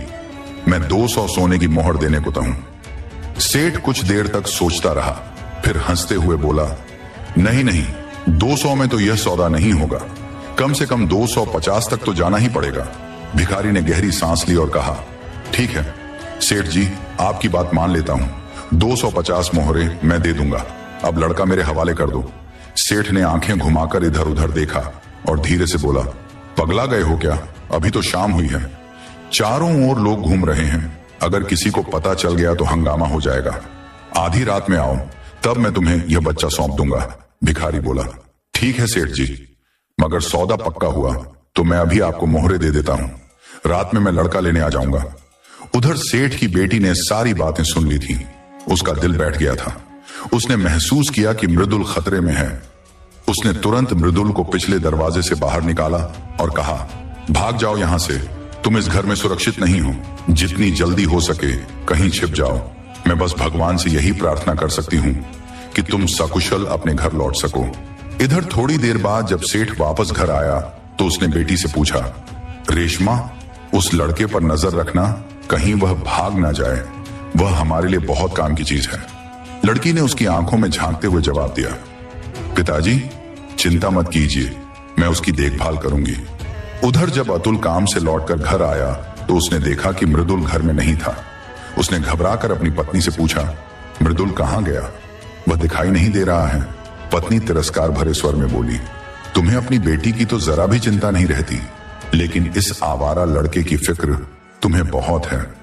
मैंने उसे बस थोड़ा दांत दिया तो वह घर छोड़कर भाग गया। इतने में उनकी नन्ही बेटी बोली, नहीं पिताजी, मां ने उसे सिर्फ डांटा नहीं था, बहुत मारा भी था। अतुल यह सुनते ही अपना आप खो बैठा। आज पहली बार उसे अपनी ताकत का एहसास हुआ। उसने गुस्से में कांपते हुए कहा, भाग्यवान तुमने अनर्थ कर दिया। वह मेरा अपना भतीजा था, फिर भी तुमने उसे मारा। आखिर क्यों? स्त्री ने क्रोध भरे स्वर में कहा, उस बात की चिंता बाद में करूंगी, लेकिन इस चूहिया को अभी खत्म कर देना जरूरी है। इतना कहते ही उसने अपनी बेटी को बेरहमी से मारने के लिए हाथ उठा लिया। अतुल यह दृश्य देखकर सन्न रह गया और तुरंत उसे रोकने के लिए आगे बढ़ा, लेकिन उसकी पत्नी और अधिक हिंसक हो गई। वह अतुल से झगड़ने लगी और उसे जोर जोर से मारने पीटने लगी। गुस्से से भरे अतुल ने भी सहनशीलता खो दी और पहली बार उसने भी अपनी पत्नी पर हाथ उठा दिया। उसने उसे बुरी तरह पीटा, जिससे वह दर्द से कराह उठी। इसके बाद बिना एक पल गवाए वह मृदुल की तलाश में रात के अंधेरे में ही घर से निकल पड़ा। अतुल की पत्नी, जो अब तक अपने जीवन में कभी भी इस तरह से नहीं पीटी थी, इस अपमान को सहन नहीं कर सकी। उसका आत्मसम्मान बुरी तरह आहत हो चुका था। उसकी आंखों में आंसू थे, लेकिन उनमें गुस्से की भीषण आग भी जल रही थी। वह बौखलाई हुई घर से बाहर निकली और आवेश में आकर कुएं की तरफ भागी। रात का समय था, चारों ओर घना अंधकार पसरा हुआ था। कोई भी आसपास नहीं था जो उसे रोक सके या देख सके। उसने बिना सोचे समझे कुएं में छलांग लगा दी। किसी ने उसकी चीख तक नहीं सुनी और कुछ ही पलों में वह गहरे पानी में समा गई। उधर नगर का राजा सूरज सिंह हर सुबह भोर के समय अपनी रानी के साथ टहलने के लिए निकलता था। आज भी वह अपने महल के बगीचे से होकर गुजर रहा था और आगे बढ़ते हुए झाड़ियों के पास पहुंचा। अचानक उसे ऐसा प्रतीत हुआ कि किसी झाड़ी के पीछे कोई छिपा हुआ है। राजा के मन में संदेह उत्पन्न हुआ और उसने ध्यान से देखा। उसकी शंका निर्मूल नहीं थी। वास्तव में वहां एक नन्हा बालक कांपता हुआ छिपा बैठा था। राजा ने तुरंत उसे बाहर निकाला, लेकिन जैसे ही राजा ने उसे छूने की कोशिश की, वह घबरा कर रोने लगा और कांपते हुए बोला, मुझे छोड़ दो, मुझे मत मारो, मेरी आंखें मत निकालो। राजा को उस मासूम बच्चे की हालत देखकर दुख हुआ। वह स्नेहपूर्ण स्वर में बोला, बेटा घबराओ मत, मैं इस राज्य का राजा हूं, मैं तुम्हें कोई नुकसान नहीं पहुंचा। हंगा, मैं तो तुम्हें अपने महल में ले जाना चाहता हूं, जहां तुम्हें अच्छे कपड़े पहनने को मिलेंगे, स्वादिष्ट भोजन मिलेगा और आरामदायक जीवन मिलेगा। राजा के शब्दों में गहरा अपनापन था। बच्चा थोड़ी देर तक राजा की ओर देखता रहा और फिर धीरे धीरे उसकी बातों पर भरोसा करने लगा। राजा को वास्तव में संतान का सुख प्राप्त नहीं हुआ था। उसने अपनी युवावस्था से लेकर अब तक राजकाज संभाला था, लेकिन अपनी गोद में एक भी वारिस नहीं देख पाया था। कुछ वर्षों पूर्व एक महात्मा ने राजा से कहा था, राजन, तुम्हारे भाग्य में अपनी संतान नहीं लिखी है, लेकिन एक दिन तुम्हें स्वयं ही राज्य का उत्तराधिकारी मिल जाएगा। आज राजा को महसूस हुआ कि महात्मा की भविष्यवाणी सच हो रही थी। उसे अपनी नियति समझ आ गई। वह तुरंत उस बालक को राजमहल ले गया और अपने दरबार में उसे गोद लेकर अपने उत्तराधिकारी के रूप में घोषित कर दिया। उधर सेठ और भिखारी का सौदा अधूरा रह गया। आधी रात होने पर जब भिखारी तय समय पर सेठ के घर आया तो सेठ पहले से ही बाहर खड़ा था। सेठ ने उसे देखते ही कहा, ठहरो, यहीं रुको, मैं अभी अंदर से बच्चे को लेकर आता हूं। भिखारी संतुष्ट होकर वहीं रुक गया, लेकिन जब सेठ भीतर गया तो उसके होश उड़ गए। बच्चा वहां नहीं था। वह बौखलाकर अपनी बेटी के कमरे में गया और उसे जगाकर गुस्से से चिल्लाया, तुम सो रही थी, मैंने तुम्हें इसकी जिम्मेदारी सौंपी थी। वह लड़का कहां गया? लड़की ने अनजान बनते हुए जवाब दिया, कौन सा लड़का? सेठ गुस्से से आग बबूला होकर चिल्लाया, अरे वही जो रात में तुम्हारे साथ आया था। लड़की मुस्कुराकर बोली, ओह वाह, वह तो अपने माता पिता के साथ चला गया। सेठ का चेहरा गुस्से से लाल पड़ गया।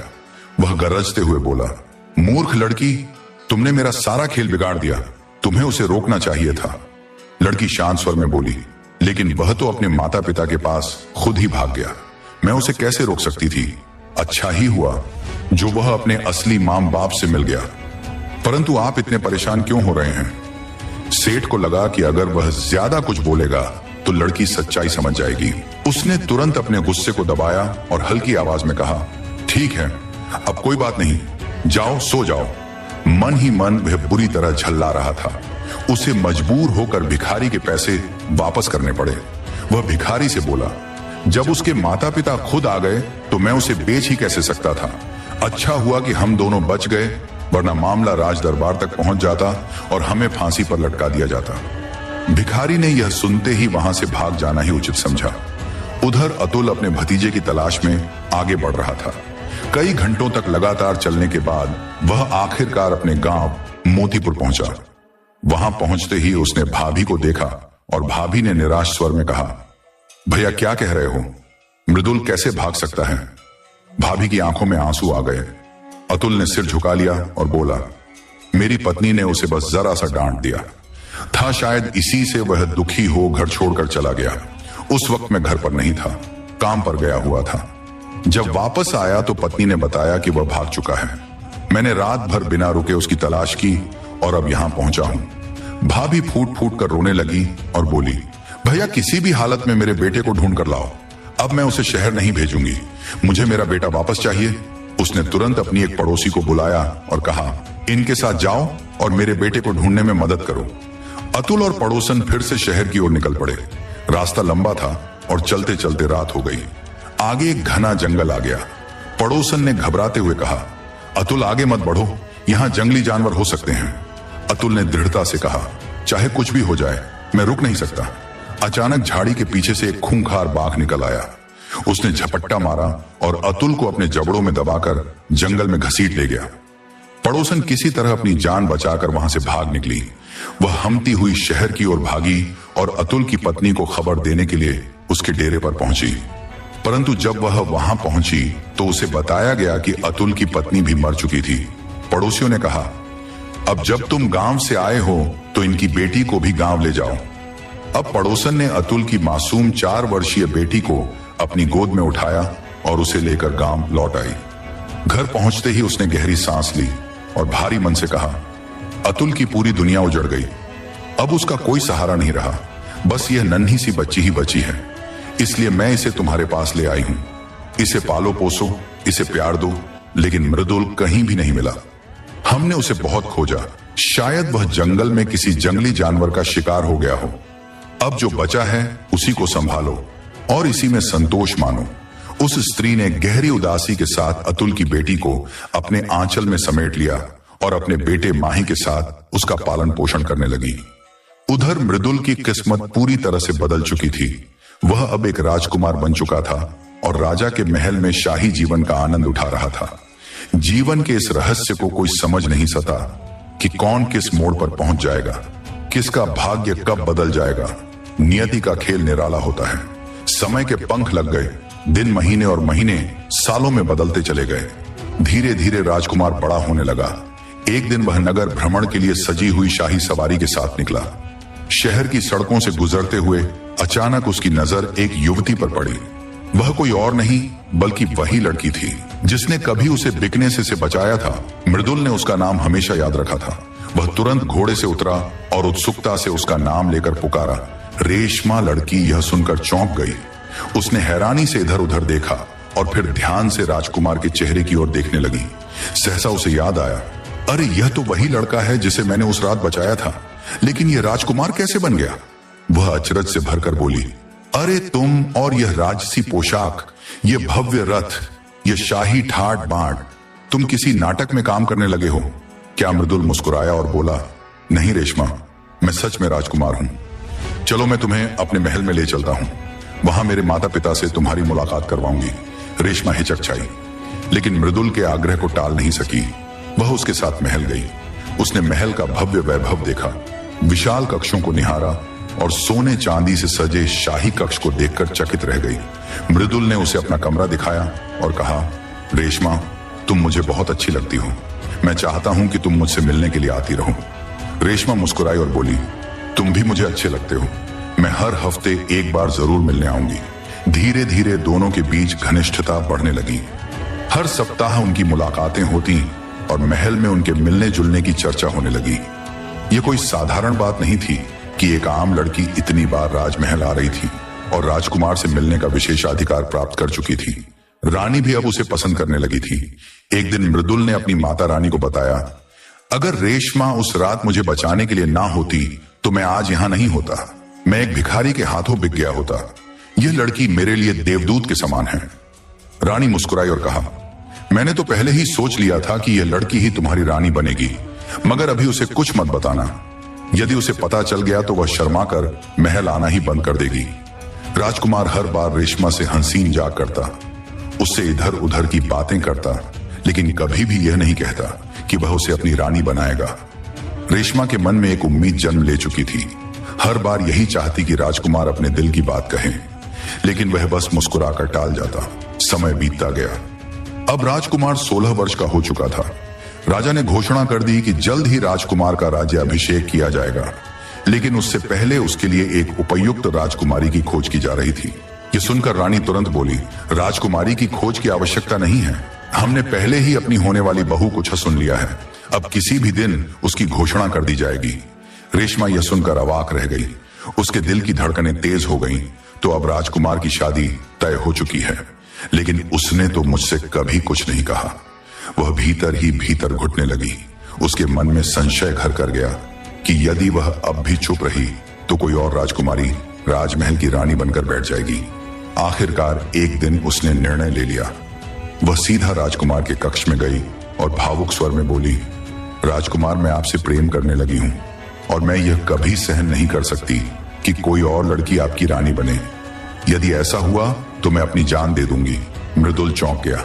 वह रेशमा की आंखों में सच्चाई और दर्द देख सकता था। उसने नरम स्वर में कहा, रेशमा, तुमने ऐसा कैसे सोच लिया कि कोई और मेरी रानी बनेगी? रेशमा बोली, रानी मां स्वयं कह रही थी कि उन्होंने तुम्हारी रानी खोज ली है और मेरे पिता भी मेरे लिए वर की खोज कर रहे हैं। इसका मतलब यह नहीं कि मैं तुमसे बंधी रह सकती हूं। मृदुल मुस्कुरा दिया।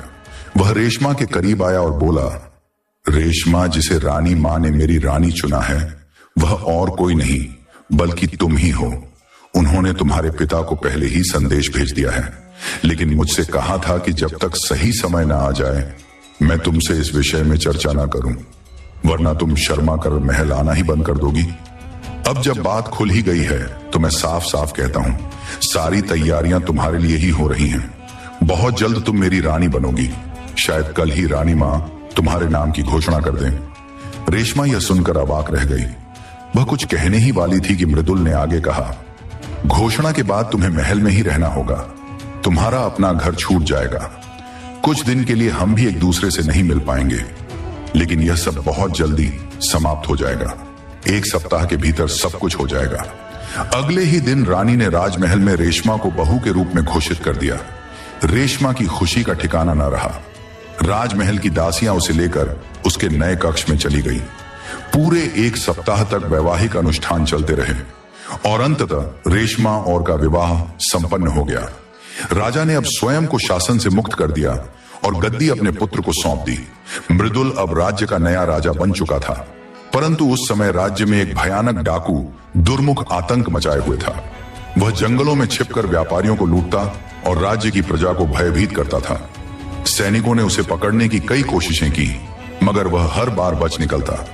राजा मृदुल ने घोषणा की, जो कोई भी डाकू दुर्मुख को जीवित या मृत पकड़कर दरबार में लाएगा उसे 50,000 स्वर्ण मुद्राओं का इनाम दिया जाएगा। अंततः एक दिन सैनिकों को पता चला कि डाकू दुर्मुख सराहू आपू गांव के जंगल में छिपा है। उन्होंने तुरंत वहां छापा मारा और उसे पकड़ लिया, मगर उसके पास लूटा हुआ माल नहीं मिला। जब सैनिकों ने उसे कठोर दंड दिया तो उसने बताया, सारा खजाना जंगल में गाय चरा रहे एक ग्वाले के पास छिपा है।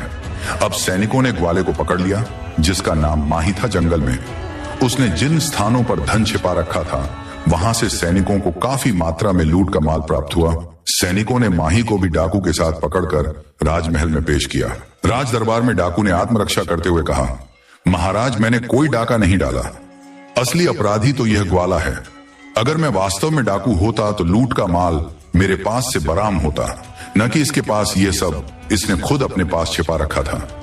राजा ने ग्वाले से खड़े स्वर में पूछा, क्या तुमने डाका डाला है? सच सच बताओ। माही ने हाथ जोड़कर निवेदन किया। नहीं महाराज, मैं तो एक सीधा साधा चरवाहा हूं। मेरा काम बस जंगल में गाय चराना है। कल इसी डाकू ने मेरे पास आकर मुझसे सहायता मांगी थी। उसने कहा था कि वह एक व्यापारी है और कुछ डाकू उसके पीछे पड़े हैं। उसने मुझसे गुहार लगाई कि मैं स्थानीय निवासी हूं, इसलिए उसकी मदद करूं और उसके पास रखी सोने की मुद्राएं कहीं छिपा दूं। ना समझी में आकर उसकी बातों में आ गया और वह मुद्राएं छिपा दी। आज सुबह मैं वही मुद्राएं लौटाने ही वाला था कि डाकू तो आया नहीं, बल्कि सैनिक आ गए और मुझे पकड़ कर ले आए। राजा ने गंभीर स्वर में कहा, सिर्फ इतना कह देने से तुम निर्दोष सिद्ध नहीं हो जाते। तुमने बिना कुछ सोचे समझे डाकू की मदद की। या तो तुम भी इस अपराध में उसके साझीदार हो, या फिर तुम जानबूझकर उसे संरक्षण दे रहे थे। कहीं ऐसा तो नहीं कि तुम दोनों ने मिलकर षड्यंत्र रचा हो। एक डाका डालता हो और दूसरा चोरी का माल छिपाने का काम करता हो। उसी समय दरबार में रेशमा भी उपस्थित थी। उसने हस्तक्षेप करते हुए कहा, महाराज, पहले यह समझना आवश्यक है कि यह घटना कहां की है, किस गांव से संबंधित है और यह वाला वास्तव में कौन है। इसका सही पता लगाया जाए कि यह सचमुच अपराधी है या एक निर्दोष ग्रामीण। बिना पूरी सच्चाई जाने इस पर कोई भी दंड सुनाना जल्दबाजी होगी। कहीं ऐसा ना हो कि किसी निर्दोष को अन्यायपूर्वक दंड दे दिया जाए। राजा ने उसकी बात को गंभीरता से लेते हुए ग्वाले से पूछा, तुम कहां के रहने वाले हो और तुम्हारा पूरा नाम क्या है? माही ने उत्तर दिया, महाराज, मैं मोतीपुर गांव का निवासी हूं। राजा को यह नाम कुछ परिचित सा लगा। उसने आगे पूछा, तुम्हारे पिता का क्या नाम था? माही ने जवाब दिया, मेरे पिता का नाम विक्की था। जब मैं बहुत छोटा था तभी उनका निधन हो गया था। मेरी माता अब भी जीवित है और मैं गायों को चराकर अपना और अपनी मां का जीवन यापन करता हूं। यदि आपको विश्वास ना हो तो आप स्वयं गांव में जाकर जांच करवा सकते हैं। राजा ने आदेश दिया, सैनिकों दोनों को कारागार में डाल दो, साथ ही कुछ सैनिकों को मोतीपुर गांव भेजो ताकि वहां से इस ग्वाले के बारे में पूरी जानकारी प्राप्त की जा सके। उसकी मां को भी राज दरबार में बुलवाओ ताकि वह अपने पुत्र के पक्ष में कुछ कहना चाहे तो कह सके। सैनिक तुरंत मोतीपुर गांव पहुंचे और वहां के लोगों से पूछताछ की। ग्रामीणों ने बताया, माही बहुत ही सीधा साधा युवक है। वह पूरी ईमानदारी से अपने काम में लगा रहता है। अपनी गायों की देखभाल कर वह स्वयं और अपनी वृद्ध माता का भरण पोषण करता है। उसका एक भाई भी था जो वर्षों पहले कहीं खो गया था या संभवतः किसी जंगली जानवर का शिकार हो गया। सैनिकों ने माही की मां को यह सूचना दी कि उनका बेटा चोरी के आरोप में पकड़ा गया है और यदि वह उसके पक्ष में कुछ कहना चाहती हैं तो राज दरबार चलकर कह सकती हैं। वृद्धा चिंतित होकर सैनिकों के साथ दरबार पहुंची। जैसे ही राजा की नजर वृद्धा पर पड़ी, वह अवाक रह गया। चाहे 20 साल का समय बीत जाए या 30 एक पुत्र, अपनी मां के चेहरे को कभी नहीं भूल सकता। राजा ने तुरंत पहचान लिया कि यह तो उसकी अपनी मां थी जिसका वह वर्षों से वियोग सह रहा था। तभी उसे एहसास हुआ कि माही उसका सगा भाई था जिसे डाकू ने चालाकी से अपराधी साबित करने का प्रयास किया था। राजा सिंहासन से उतरकर तुरंत अपनी मां के चरणों में गिर पड़ा और भावुक स्वर में बोला, मां, मैं तेरा खोया हुआ बेटा मृदुल हूं। क्या तू मुझे पहचान नहीं पा रही? मृदुल का नाम सुनते ही वृद्धा फूट फूट कर रो पड़ी और उसे गले लगा लिया। राजा ने तुरंत आदेश दिया, सैनिकों, माहे को मेरे पास ले आओ। वह मेरा भाई है और उस धूर्त डाकू को भी लाओ जिसने उसे फंसाने की कोशिश की। सैनिकों ने आदर पूर्वक माही को राज दरबार में प्रस्तुत किया और उसे बताया, आप महाराज के सगे भाई हैं। अभी अभी महाराज को यह सत्य झात हुआ है। आपकी माता भी आ चुकी हैं। डाकू यह सुनकर घबरा गया। वह मन ही मन सोचने लगा, अब तो मेरा बचना असंभव है। राजा को धोखा देने की कोशिश करना मेरे लिए घातक साबित होगा। अगर मैं गुनाह स्वीकार कर लूं तो शायद मुझे मृत्यु दंड से बचने का कोई अवसर मिल सके। डाकू ने घुटनों के बल बैठकर राजा से प्रार्थना की, दया कीजिए महाराज, मुझसे बहुत बड़ी भूल हो गई है। माही इस अपराध में कतई शामिल नहीं है। वह निर्दोष है और उससे मेरा